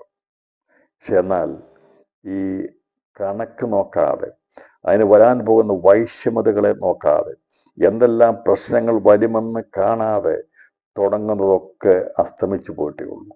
എന്നാൽ ക്രിസ്തു എന്ന അടിസ്ഥാനത്തിന്മേൽ ദൈവഭയത്തോടുകൂടി, ജ്ഞാനത്തോടുകൂടി അതിൻ്റെ വരുംവരായികളെ കണ്ടുകൊണ്ട് അടിസ്ഥാനമിട്ട് പണിത് കഴിഞ്ഞാൽ അത് നിലനിൽക്കുവാണ്ടത്. ഇവിടെ പറഞ്ഞൊരു ഗോപുരത്തോട് ബന്ധത്തിൽ പറഞ്ഞു, ഞങ്ങൾക്കൊരു ഭവനം പണിയാനുള്ള എന്തെങ്കിലും പണിയണമെന്നുണ്ടെങ്കിൽ ആദ്യം വരുന്ന ആലോചിക്കത്തില്ലേ എനിക്കതിനുള്ള വകയുണ്ടോ, കഴിവുണ്ടോ, പ്രാപ്തി ഉണ്ടോ എന്നുള്ളത്. അത് ഇന്ന് രാത്രിയിൽ നാം ദൈവസ്ഥനെ ചിന്തിക്കണം. കർത്താവേ, വിശ്വാസത്തിൽ ഇറങ്ങാൻ എനിക്കെന്ത് യോഗ്യതയാണുള്ളത്? കർത്താവേ, ക്രിസ്തുവാകുന്ന ആ വിശ്വാസ അടിസ്ഥാനത്തിലേക്ക് ഇടുവാനായിട്ട് നമ്മൾ പല പ്രാവശ്യം ചിന്തിച്ചപ്പോൾ നമുക്കൊരു യോഗ്യതയുമില്ല. ഇവിടെ കണക്ക് നോക്കിയാൽ നമുക്ക് ചെയ്തു വെക്കാൻ കഴിയത്തില്ല. ഇവിടെ ഒരു വീട് പണിയുവാൻ വേണ്ടി നമുക്ക് കഴിയും പ്രിയപ്പെട്ടവരെ. അതിനെ കണക്ക് നോക്കി ലോൺ എടുത്തൊക്കെയാണ് നമുക്ക് വീട് പണിയാൻ കഴിയും. എന്നാൽ ദൈവത്തിൻ്റെ മന്ദിരമാകുന്ന ക്രിസ്തുവിൻ്റെ ശരീരമാകുന്ന സഭയെ നമുക്ക് നമ്മുടെ കണക്കൂട്ടലുകൊണ്ട് പണിതെടുക്കാൻ കഴിയത്തില്ല. അതിനാണ് നാം ദൈവത്തിൽ പൂർണ്ണമായിട്ടും ആശ്രയിക്കുന്നത്. അപ്പോൾ കണക്ക് നോക്കിയാൽ നമുക്ക് പണി തീർക്കാൻ കഴിയത്തില്ല. എന്നാൽ ഇവിടെ പറയുന്നത് ഇത് ഈ ഗോപുരം പണിയുമ്പോൾ ഇവനിരുന്ന് കണക്ക് നോക്കിയിട്ടാണ് അടിസ്ഥാനം ഇടുന്നത്. അല്ലെങ്കിൽ പറയും അടിസ്ഥാനമിട്ട ശേഷം പണിയാൻ കഴിഞ്ഞില്ലെങ്കിൽ പലരും പരിഹസിക്കുമല്ലോ എന്നുള്ളത്. പക്ഷെ ഇന്ന് ഞാൻ പലപ്പോഴും വിചാരിക്കാറുണ്ട്, ദൈവസഭയെ നോക്കി മറ്റുള്ളവർ പരിഹസിക്കാൻ കാരണം എന്താണെന്നറിയാമോ? ഈ കണക്ക് കൂട്ടാതെ പലതും ചെയ്ത് വീണ്ടും വീണ്ടും പലതും ചെയ്യുന്ന കണ്ടുകൊണ്ടാണ് ആൾക്കാർക്ക് ഇപ്പോൾ പരിഹസിക്കാൻ കാരണമായി തീർന്നിരിക്കുന്നത്. എബ്രായ ലേഖനം 6-ാം അധ്യായം വായിക്കുമ്പോൾ ഇവിടെ പറഞ്ഞിരിക്കുന്നത് ഈ ചെയ്തിരിക്കുന്ന കാര്യം പിന്നെയും ചെയ്തുകൊണ്ടിരുന്നു കഴിഞ്ഞാൽ എല്ലാവരും എന്ത് ചെയ്യും? കളിയാക്കും. വസ്തുത നടക്കുന്നത് 6-ാം അധ്യായം വായിക്കുന്നത്. അതുകൊണ്ട് നിർജീവ പ്രവർത്തികളെക്കുറിച്ചുള്ള മാനസാന്തരം, ദൈവത്തിൻ്റെ വിശ്വാസം, സ്നാനങ്ങളെക്കുറിച്ചുള്ള ഉപദേശം, കൈവെപ്പ്, മരിച്ചവരുടെ പുനരുത്ഥാനം, നിത്യശിക്ഷാവധി എന്നിങ്ങനെയുള്ള അടിസ്ഥാനം പിന്നെയും ഇടാതെ നാം ക്രിസ്തുവിനെ കുറിച്ചുള്ള ആദ്യവചനം വിട്ട് പരിജ്ഞാനപൂർത്തി പ്രാപിപ്പാൻ ശ്രമിക്കുക. ദൈവനിർദ്ദേശിച്ച് നാം അത് ചെയ്യും. ഈ അടിസ്ഥാനം എന്നും വിട്ടുകൊണ്ടിരിക്കുന്ന ഒരു രീതിയിലേക്ക് ദൈവസഭകൾ മാറിപ്പോയി. പണ്ട് പറഞ്ഞു അതേ കാര്യങ്ങൾ ഇപ്പോഴും പറഞ്ഞുകൊണ്ടിരിക്കുക. ഞാനിവിടെ പറഞ്ഞു വരുന്നത് എങ്ങനെ നിലനിൽക്കാൻ കഴിയുമെന്നുള്ളതാണ്. മറ്റുള്ളവർ പരിഹസിക്കാതിരിക്കാൻ എങ്ങനെ നമുക്ക് പണിയണം എന്നുള്ളതാണ്. ഒന്ന് കണക്ക് കൂട്ടി നോക്കണം നമുക്കതിന് പ്രാപ്തി ഉണ്ടോ എന്നുള്ളത്. അപ്പോൾ ഇവിടെ ഇപ്പം നമുക്ക് വന്ന കുഴപ്പമെന്ന് വെച്ചാൽ എന്നും ഒരൊറ്റ കാര്യം മാത്രമേ ഉള്ളൂ: മാനസാന്തരം, നിത്യശിക്ഷാവധി, ഈ പറയുന്ന കാര്യങ്ങളുമായിട്ട് ഇരുന്ന് ഇത് എന്നും ഇവർ പറയും ഇവർക്കെന്നും അടിസ്ഥാന രീതിയുള്ളതല്ലോ അല്ലേ. ശത്രു പരിഹസിക്കുന്ന രീതിയിൽ എന്നും അടിസ്ഥാനം വിട്ടുകൊണ്ടിരിക്കുന്ന അവസ്ഥയ്ക്ക് മാറ്റമെന്ന് കർത്താവ് പറഞ്ഞു. നീ ആദ്യ വചനം വിട്ട് പരിജ്ഞാനപൂർത്തി പ്രാപിക്കാൻ ശ്രമിക്കുക, ദൈവം അനുവദിക്കുന്ന പക്ഷെ അത് ചെയ്യും. പക്ഷേ ഈ എന്നും അടിസ്ഥാനം ഇടുന്നവർക്ക് അത് മാത്രം മതി, അവർക്ക് അത് സന്തോഷമാണ്. പക്ഷേ നീ പരിഹസിക്കപ്പെടുന്ന അറിയുന്നില്ല. അതുകൊണ്ടാണ് സഭകൾ പലപ്പോഴും നിർജീവമായി പോകുന്നത്. മറ്റൊരു മുമ്പിൽ പരിഹാസമായി തീരാൻ കാരണം അതാണ്. അവിടെ ജീവനില്ല, തുടിപ്പില്ല, ഒരു മാറ്റമില്ല. എന്നും പറയുന്ന പല്ലവികൾ ആവർത്തിച്ചുകൊണ്ടിരുന്നു കഴിഞ്ഞാൽ അത് വിരസതയായി മാറും. അതുകൊണ്ട് ദൈവാത്മാവ് നിരാത്രി പറയുക, അങ്ങനെ എന്നും അടിസ്ഥാനമിട്ട് നമ്മൾ സമയം കളയാതെ പ്രാർത്ഥിക്കണം. കർത്താവേ, ഞങ്ങൾക്ക് വചനത്തിൻ്റെ ആഴങ്ങളെ മനസ്സിലാക്കി തരണമേ. ദൈവമേ, ദിവസങ്ങളിൽ പരിജ്ഞാനപൂർത്തി പ്രാപിപ്പാനുള്ള കൃപ ഞങ്ങൾക്ക് നൽകണമേ എന്ന് നാം പ്രാർത്ഥിക്കണം. ഞാൻ പറഞ്ഞല്ലോ, ആരാധനയുടെ രീതി മാറ്റണ്ട, പാട്ട് കുർബാനയാക്കി മാറ്റണ്ട, പെന്തക്കോസ്ത് ആരാധന പാട്ട് കുർബാനയാക്കി മാറ്റണ്ട, കല്യാണത്തിൻ്റെ ശുശ്രൂഷകൾ മാറ്റേണ്ട ആവശ്യമില്ല. അതൊന്നുമല്ല നമ്മുടെ റിഫോർമേഷൻ, അതൊന്നുമല്ല മാറ്റം വരേണ്ടത്. ആഴങ്ങൾ തേടിപ്പോകണം, ദൈവത്തിൻ്റെ ആഴങ്ങൾ മനസ്സിലാക്കണം, എന്താണ് രേഖപ്പെടുത്തിയിരിക്കുന്നത് മനസ്സിലാക്കണം. അല്ലാതെ എന്നും അടിസ്ഥാനം ഇട്ടുകൊണ്ട് ഇരുന്നാൽ അത് പരിഹാസമായി തീരും. അത് ഇതിനകത്ത് വരുന്നവർക്കും പരിഹാസമായി തീരും, വെളിയിലുള്ളവർക്കും പരിഹാസമായി. പിന്നെ ഞാൻ പറഞ്ഞാൽ അടിസ്ഥാനം ഇട്ടിട്ട് പണിയാൻ കഴിഞ്ഞില്ലെങ്കിൽ പരിഹാസമാണ്. അതുപോലെ തന്നെ എന്നും അടിസ്ഥാനം ഇട്ടുകൊണ്ടിരുന്നാലും എങ്ങും ആകത്തില്ല. അതുകൊണ്ട് നമുക്കൊരു മാറ്റം ആവശ്യമാണ്. ക്രിസ്ത്യ ജീവിതത്തിൽ എന്നും അടിസ്ഥാനം ഇടുന്ന അനുഭവം മാറിയിട്ട് ദിവസങ്ങളിൽ പരിജ്ഞാനപൂർത്തി പ്രാപിപ്പാൻ വേണ്ടി നാം മുന്നേറണം. അല്ലെങ്കിൽ നാം പരിഹസിക്കപ്പെടുകയും വീണു പോകുവാനുള്ള പിന്നെ കൃപയാൽ അടിസ്ഥാനത്തിൽ നിൽക്കുന്നതുകൊണ്ട് മാത്രമാണ് നിൽക്കുന്നത്. പരിജ്ഞാനപൂർത്തി പ്രാപിക്കാനുള്ള ശ്രമം ദിവസം ഉണ്ടാകണമെന്നാണ് ഇവിടെ പറഞ്ഞത്. എൻ്റെ മുഴുവൻ ഭാഗത്തേക്ക് ഞാൻ പറയാൻ ആഗ്രഹിക്കുന്നില്ല. ഇവിടെ കർത്താവ് പറഞ്ഞിരിക്കുന്ന കാര്യങ്ങളെക്കുറിച്ച് ഞാൻ പറഞ്ഞിരിക്കുന്ന കാര്യം. രണ്ടാമത് നമ്മൾ ചെയ്യേണ്ടതെന്ന് വെച്ചാൽ, ഒന്ന്, എങ്ങനെ അടിസ്ഥാനം നിൽക്കാൻ സാധിക്കുമെന്ന് ചോദിച്ചാൽ, ഒന്ന്, അടിസ്ഥാനത്തിൽ പണിത് നാം ഓരോ ദിവസം ചെല്ലുന്തോറും, ഞാൻ പറഞ്ഞല്ലോ, നമ്മുടെ കുറവുകൾ കണ്ടെത്താൻ വേണ്ടി വീഴ്ചകൾ പരാജയങ്ങൾ വരുമ്പോൾ ദിവസത്തിൽ വീണ് കിടന്ന് നാം സമർപ്പിക്കപ്പെടും. എങ്ങനെയാണ് നമുക്ക് നിൽക്കാൻ സാധിക്കുന്നത്? ശത്രു നമ്മളെ വീഴാതെ നമ്മളെ എങ്ങനെ നിൽക്കാൻ സാധിക്കും? ദൈവം പണിയുന്ന സഭ എങ്ങനെ നിലനിൽക്കും എന്നുള്ളതാണ് ഇന്നത്തെ സന്ദേശം. ഞാൻ പറഞ്ഞല്ലോ, പഴയ നിമിത്തം തെളിവെടുത്ത് നാം കാണിച്ചു കൊടുത്തു. നമുക്ക് മനസ്സിലാക്കാൻ സാധിച്ചത്, അത് ദൈവത്തിൽ വീണ് കിടന്നാൽ നമുക്ക് പരാജയങ്ങളെ ദൈവം ജയമാക്കി നമ്മളെ എഴുന്നേൽപ്പിക്കും. പ്രതിനിധി വന്ന നമുക്ക് മനസ്സിലായി, വചനമാണ്. ക്രിസ്തുവിൽ നാം ഉറച്ചു നിന്ന് കഴിഞ്ഞാൽ, പണിയപ്പെട്ട് കഴിഞ്ഞാൽ നമ്മളെ പരാജയപ്പെടുത്തുവാൻ വീഴ്ത്തുവാൻ കഴിയത്തില്ല. അത് ക്രിസ്തുവിൽ നിന്നുകൊണ്ട് നാം അവൻ്റെ ആ പുരുഷത്വത്തിൽ തികവിലേക്ക് വളർച്ച പ്രാപിക്കണം. അല്ലെങ്കിൽ എന്നും മുരടിച്ചാൽ നിൽക്കുന്നെങ്കിൽ മറ്റൊരു പരിഹസിപ്പാൻ ഇടയാത്തരും. അതുകൊണ്ട് നമ്മളെ പരിഹസിക്കുന്ന സഭകളായി തീരാതെ അതേ ദിവസങ്ങളിൽ വളർച്ച പ്രാപിക്കുന്ന ദൈവസഭകളായി തീരുവാൻ വേണ്ടി ദൈവത്തെ പറയാം. രണ്ടാമത്തെ കാര്യം ഇവിടെ പറയുന്ന പരിഹാസം മാറ്റണം. നമ്മളെ മറ്റുള്ള പരിഹസിക്കാൻ ഇടയാകാതെ നമ്മുടെ കൂടിവരവുകളിൽ ജീവൻ വ്യാപരിക്കണം. ദിവസം നമ്മുടെ കൂടിവരവുകളിൽ ആഴമേറിയ പരിജ്ഞാനത്തിൻ്റെ ദൂതുകളും വചനങ്ങളും ഇരിക്കുന്ന വചനങ്ങളെ വെളിപ്പെടുത്തി കിട്ടാൻ വേണ്ടി നാം പ്രാർത്ഥിക്കണം. പ്രിയപ്പെട്ടവർ, ദൈവത്തെ കർത്താവ് ദിവസങ്ങളിൽ ഞങ്ങൾക്കുള്ള കൂട്ടായ്മ ഒരു ജീവന്റെ കൂട്ടായ്മയായി തീരുവാൻ വേണ്ടി നാം ദൈവത്തെ പ്രാർത്ഥിക്കും. രണ്ടാമത്തെ കാര്യം പറയുന്നത്, പടയേൽപ്പാൻ നിനക്ക് ശക്തി ഉണ്ടോ എന്ന് നോക്കണം. നിനക്ക് പോരാട്ടമുണ്ടോ? അപ്പോൾ ഈ വിശ്വാസത്തിലേക്ക് ഇറങ്ങി കഴിയുമ്പോൾ, ഒന്ന്, അടിസ്ഥാനം ഇട്ടുകൊണ്ട് പണിയാതിരിക്കുകയല്ല ചെയ്തത്, അത് അവിടെ കൊണ്ട് നിർത്തിക്കളയരുത്. രണ്ടാമത്തെ കാര്യം പോരാട്ടമാണ്. ഈ പോരാടാൻ വരുമ്പോൾ, പടയേൽപ്പാൻ പുറപ്പെടുമ്പോൾ ഇരുന്ന് 20,000 വരുന്നതിന് അപ്പോൾ എതിർപ്പാൻ മതിയോ എന്ന് നോക്കണം. ഒന്ന്, തീർപ്പാൻ കഴിയുമോ എന്ന് നോക്കണം. രണ്ട്, അത് എതിർപ്പാൻ മതിയോ എന്ന് നാം നോക്കണം. രണ്ട് കാര്യങ്ങളാണ് ഇവിടെ പറഞ്ഞിരിക്കുന്നത്. ഒന്നുകൂടി ഞാൻ ആവർത്തിക്കാം. എനിക്കത് തീർപ്പാൻ കഴിയുമോ എന്ന് നാം ചിന്തിക്കണം. 2, എനിക്ക് എതിർപ്പാൻ മതിയോ എന്ന് നാം നോക്കണം. ഈ 2 വിഷയങ്ങളോടുള്ള ബന്ധത്തിൽ ഇന്ന് രാത്രി സന്ദേശം പറഞ്ഞ് അവസാനിപ്പിക്കാൻ ആഗ്രഹിക്കുക. അപ്പോൾ ഇവിടെ ഇവിടെ പറഞ്ഞിരിക്കുന്നത് 2 കാര്യങ്ങളാണ്. 1, എനിക്കത് തീർപ്പാൻ കഴിയുമോ? 2, എനിക്കതിനെ എതിർപ്പാൻ കഴിയുമോ? എതിർപ്പാൻ മതിയോ? എൻ്റെ ശക്തി ഇത് മതിയോ എന്ന് ചിന്തിക്കണം. അങ്ങനെയാണെങ്കിൽ നമുക്ക് വീണു പോകുവാൻ സാധിക്കത്തില്ല. അപ്പോൾ നമുക്ക് ശക്തി സംഭരിക്കണം. ദിവസങ്ങളിൽ അടിസ്ഥാനമിട്ടുകൊണ്ട് ക്രിസ്തുവാകുന്ന അടിസ്ഥാനത്തിൽ നിന്നുകൊണ്ട് നാം ദിവസങ്ങളിൽ നമുക്കെതിരെ വരുന്ന ഈ ക്രിസ്തീയ വിശ്വാസത്തിനെതിരെ, നമ്മുടെ ആത്മീയ ഉന്നതിക്കെതിരെ, നന്മയ്ക്കെതിരെ എതിർപ്പുകൾ വരുമ്പോൾ അതിനെ തടയാനുള്ള, അതിനെ എതിർക്കാനുള്ളതായ ശക്തി നമുക്കുണ്ടോ എന്നുള്ള ഒരു ആത്മപരിശോധനയായി രാത്രിയിൽ മാറുവാൻ ദൈവാത്മാകരങ്ങളിൽ ഏൽപ്പിച്ചു കൊടുക്കാം.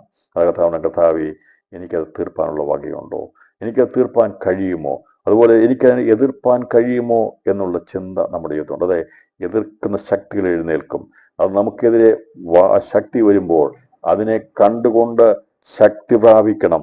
ദിവസങ്ങളിൽ പ്രതികൂലങ്ങളെ കണ്ടുകൊണ്ട് നാം ഒന്നിനെയും നമുക്ക് ഹായ് പട്ടണത്തെ ഒരു അണ്ടർ എസ്റ്റിമേറ്റ് ചെയ്തതുപോലെ ദിവസങ്ങളിൽ ഒരുപക്ഷെ ചെറിയ വിഷയമാണെന്ന് കണ്ടുകൊണ്ട് നാം അതിനെ ആ രീതിയിൽ നോക്കാതെ നമുക്കതിനെ എതിർപ്പാൻ കഴിവുണ്ടോ എന്നുള്ളത് ദിവസങ്ങളിൽ നോക്കി നാം യുദ്ധത്തിന് വേണ്ടി തയ്യാറാകേണ്ടവരാണ്. അതുകൊണ്ട് ക്രിസ്ത്യ വിശ്വാസത്തിൽ നാം പതറിപ്പോകാതിരിക്കുവാൻ, നാം വീണുപോകാതിരിക്കുവാൻ വേണ്ടി ദൈവാത്മാവ് നമ്മെ സഹായിച്ചുകൊണ്ടിരിക്കുന്നു. അതെ, നമുക്കതിനുള്ള കഴിവില്ല.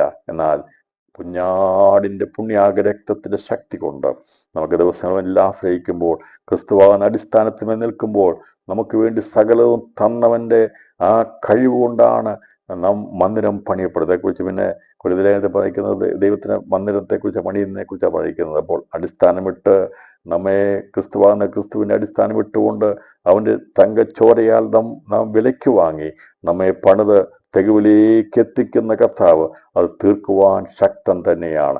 രാത്രിയിൽ ഇതിൻ്റെ പിമ്പിൽ പ്രവർത്തിക്കുന്നത് നമ്മുടെ ധനമല്ല. അത് നമുക്കിവിടെ മറ്റുള്ളതൊക്കെ പണിയുവാൻ നമ്മുടെ ഭൗതികമായ കാര്യങ്ങൾ, അതിനും ദൈവത്തിന് കൃപ ആവശ്യമാണ്. എന്നാൽ ആത്മീയ ഗ്രഹം പണിയപ്പെടുവാൻ, ആത്മാവിൽ ബലപ്പെടുവാൻ വേണ്ടി നമ്മളിൽ വ്യാപരിക്കുന്നത് ക്രിസ്തുവിൻ്റെ വിലയായതുകൊണ്ട്, ധനമായതുകൊണ്ട് നമുക്കത് തീർക്കുവാനായിട്ട് കഴിയും. അവിടെ പറയുന്ന കർത്താവിൻ്റെ കൃപ നമ്മുടെ മേൽ പകർന്നു കഴിയുമ്പോൾ അവൻ്റെ കൃപയാൽ നമുക്കത് പ്രാപിക്കുവാൻ കഴിയും. 2, ഇതിനെതിരെ പോരാടുമ്പോൾ കർത്താവ് പറഞ്ഞു, പാതാള ഗോപുരങ്ങൾ അതിനെ ജയിക്കയില്ല എന്ന് പറഞ്ഞ കർത്താവിൻ്റെ വചനപ്രകാരം രാത്രി നമുക്ക് പറയാം, ഈ പടയ്ക്ക് വേണ്ടി എൻ്റെ പൂർത്തീകരണത്തിൽ, എൻ്റെ വിശ്വാസത്തിനെതിരായി വരുന്ന എല്ലാ പ്രതികൂലങ്ങളെയും ജയിപ്പാൻ ആവശ്യമായ ശക്തി ദൈവത്തിൻ്റെ ആത്മാവ് നമ്മളിൽ പകർന്നിട്ടുണ്ട്. അതുകൊണ്ടാണ് നമുക്ക് നിലനിൽക്കുവാൻ കഴിയുന്നത്. അങ്ങനെയെങ്കിൽ നാം ജയാളികളായിട്ട് നമ്മെ നിർത്തുമെന്നുള്ള സന്ദേശം എഴുതിക്കൊണ്ടാണ് ലേഖനം പൂർത്തീകരിക്കപ്പെട്ടിരിക്കുന്നത്. അപ്പോൾ ദിവസങ്ങളിൽ ലേഖനങ്ങൾ വായിച്ച് അവസാനം വരുമ്പോൾ നമുക്ക് യൂദ എഴുതിയ ലേഖനത്തിലേക്ക് വരുമ്പോൾ അതിൻ്റെ 22-ാം വാക്യത്തിൽ പറഞ്ഞിരിക്കുന്നത്, വീഴാതെ വണ്ണം നിങ്ങളെ സൂക്ഷിച്ച് തൻ്റെ മഹിമാസന്നിധിയിൽ കളങ്കമില്ലാത്തവരായി ആനന്ദത്തോടെ നിർത്തുവാൻ ശക്തിയുള്ളവന്. അപ്പോൾ ആത്മീയ ജീവിതത്തിൽ നമ്മെ വീഴാതെ വണ്ണം സൂക്ഷിച്ച് തൻ്റെ മഹിമാസന്നിധിയിൽ, പിതാവിൻ്റെ സന്നിധിയിൽ നമ്മളെ നിർത്തുന്നത് വരെ നമ്മെ കളങ്കമില്ലാത്തവരായി ആനന്ദത്തോടെ നിർത്തുവാൻ ശക്തിയുള്ളവന് നമ്മുടെ കർത്താവായ യേശു ക്രിസ്തുവാണ്. അപ്പോൾ അവൻ മുഖാന്തരമായിട്ടാണ് നാം ജയാളികളായി തീരുവാൻ പോകുന്നത്. എങ്ങനെയാണ് നാം വീഴാതിരിക്കുന്നത്? ഇവിടെ 114 സംഗീതം വായിച്ച് ഞാൻ കൺക്ലൂഡ് ചെയ്യാം. ഇവിടെ പറയുന്നത്, ഞാൻ വീഴുവാൻ തക്കവണ്ണം നീ എന്നെ തള്ളി, എങ്കിലും യഹോവ എന്നെ സഹായിച്ചു. നാം വീഴാതെ വണ്ണം നാം നമ്മുടെ യാത്ര പൂർത്തീകരിച്ച് പിതാവാം ദൈവത്തിൻ്റെ മഹിമാസന്നിധിയിൽ നമ്മെ നിർത്തുവാൻ വേണ്ടി നമ്മളിൽ വ്യാപരിക്കുന്ന ദൈവശക്തിയുണ്ട്. അതിലേക്ക് എത്താതിരിക്കാൻ വേണ്ടി പഴയ നിയമത്തിൻ്റെ മുഴുവനും ഞാൻ പറഞ്ഞ ഭൗതികതയായിരുന്നെങ്കിൽ ഞാൻ 2 സന്ദേശങ്ങൾ എടുത്തതിന് വേണ്ടിയാണ്. ഒന്ന്, ഭൗതികമായിരിക്കുന്ന എരിഹോവും കനാൻ ദേശവും ഒക്കെ പ്രാപിക്കാതിരിക്കാൻ വേണ്ടി അവരെ വീഴ്ച കളഞ്ഞെങ്കിൽ, അവരെ ദൈവത്തിലൂടെ വീണ് കിടന്ന് പ്രാർത്ഥിച്ച് അവർ ജയമെടുക്കുവാൻ കഴിഞ്ഞെങ്കിൽ, പുതിയ നിയമത്തിൽ നാം കൈവശമാക്കാൻ പോകുന്നത് പ്രിയപ്പെട്ടവരെ സ്വർഗത്തിൻ്റെ മഹിമാസനത്തിൽ എത്തുവാൻ വേണ്ടിയാണ്. എന്നാൽ അവിടേക്ക് എത്താതിരിക്കാൻ വേണ്ടി നമ്മെ തള്ളിയിടുവാൻ വേണ്ടി പരിശ്രമിക്കുന്ന അന്ധകാര ശക്തികളുണ്ട്. എന്നാൽ ദൈവത്തിൻ്റെ കൃപയാൽ നമുക്കിന്ന് രാത്രി പറയാം, നമുക്ക് വേണ്ടി വ്യാപരിക്കുന്നവൻ്റെ സമ്പത്തുണ്ട്. ക്രിസ്തുവിൻ്റെ രക്തത്തിൻ്റെ വിലയുള്ളത് കൊണ്ട് നമ്മെ പരാജയപ്പെടുത്താൻ ശക്തിന് കഴിയത്തില്ല. അവൻ്റെ ശക്തി വ്യാപരിക്കുന്നുകൊണ്ട് പാതാള ഗോപുരങ്ങൾക്ക് ജയിപ്പാൻ കഴിയുന്ന ഞാൻ എൻ്റെ സഭയെ പണിയും, പാതാള ഗോപുരങ്ങളെ ജയിക്കില്ല. അങ്ങനെ ജയാളികളായിരിക്കുന്നവരെ ദൈവം വീഴാതെ വണ്ണം സൂക്ഷിച്ച് പിതാവിൻ്റെ മഹിമാ സന്നിധിയിൽ നിർത്തും എന്നുള്ള ദൂത് കൈമാറിക്കൊണ്ട് ഞാൻ ഈ രാത്രിയിലെ സന്ദേശത്തിന് വിരാമിടാൻ പോവുകയാണ്. നമ്മുടെ ജീവിതത്തിൻ്റെ ഭൗതിക മേഖലകളെ അത് നമ്മെ തള്ളിക്കളയാൻ വേണ്ടി, നമ്മെ എങ്ങനെ ഇല്ലാതാക്കാൻ വേണ്ടി നമ്മെ തള്ളിയിടുന്ന സന്ദർഭങ്ങളിൽ വീണുകിടന്ന് ദൈവത്തോട് പ്രാർത്ഥനയും കർത്താവിൽ ആശ്രയിക്കണം, വചനത്തിൽ ആശ്രയിക്കണം. ദിവസങ്ങളിൽ നാം പോരാടുവാനുള്ള കൃപ ആർജിച്ചു കഴിഞ്ഞാൽ അവൻ്റെ മഹിമാ സന്നിധി നമ്മളെ നിർത്തി. ഇവിടെയുള്ള ഭൗതിക വിഷയങ്ങൾക്ക് അത് ദൈവം നൽകുന്നതോടൊപ്പം തന്നെ ആത്മീയ മണ്ഡലത്തിൽ നമ്മെ ജയാളികളാക്കി കർത്താവ് നിർത്തുവാൻ പോകുന്നു എന്നുള്ള സന്ദേശം ഇന്ന് രാത്രി ഞാൻ കൈമാറി ഞാൻ ഈ സന്ദേശം വിരാമിടുകയാണ്. അല്പസമയം ദൈവത്തിന് നമുക്ക് സ്തോത്രം ചെയ്യാം.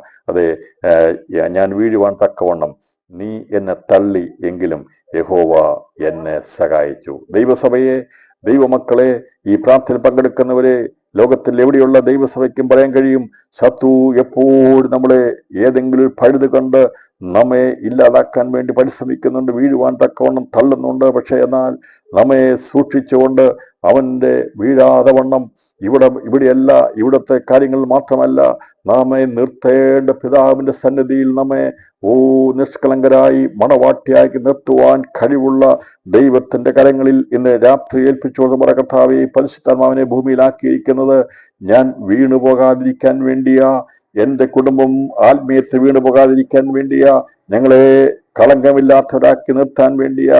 ഞങ്ങൾക്ക് പലപ്പോഴും ശോധന വരുന്നത്, വേദന വരുന്നത്, കണ്ണുനീർ വരുന്നത് വീഴാതിരിക്കാൻ വേണ്ടി നമ്മെ പണിതെടുക്കുന്ന പരിശുദ്ധാത്മാവിൻ്റെ കരങ്ങളിൽ ഏൽപ്പിച്ചുകൊണ്ട് പറയാ, അതെ, അവൻ നമ്മെ ശക്തീകരിച്ച് പിതാവാം ദൈവത്തിൻ്റെ മഹിമാ സന്നിധി നിർത്തും.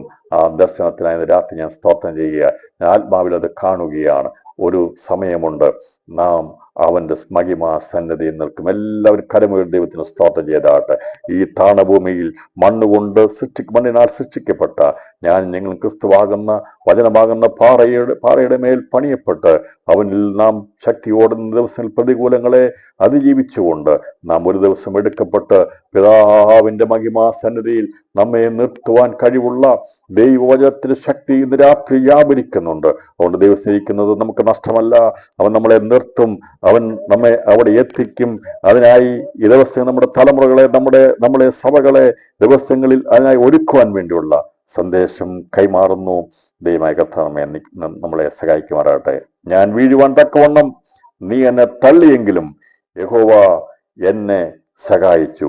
ഞങ്ങൾ ദൈവത്തിന്റെ കൃപയിൽ ആശ്രയിച്ച് വീഴാതെ വണ്ണം ഞങ്ങളെ നിഷ്കളങ്കരാക്കി പിതാവിന്റെ സന്നിധിയിൽ നിർത്തുന്ന പരിശുദ്ധാത്മാവാം ദൈവത്തിനും ക്രിസ്തുയേശുവിന്റെ വചനത്തിനും പിതാവാം ദൈവത്തിന് ശക്തിക്കും സ്തോത്രം കരയറ്റിക്കൊണ്ട് ദിവസങ്ങൾ ജീവിക്കാം.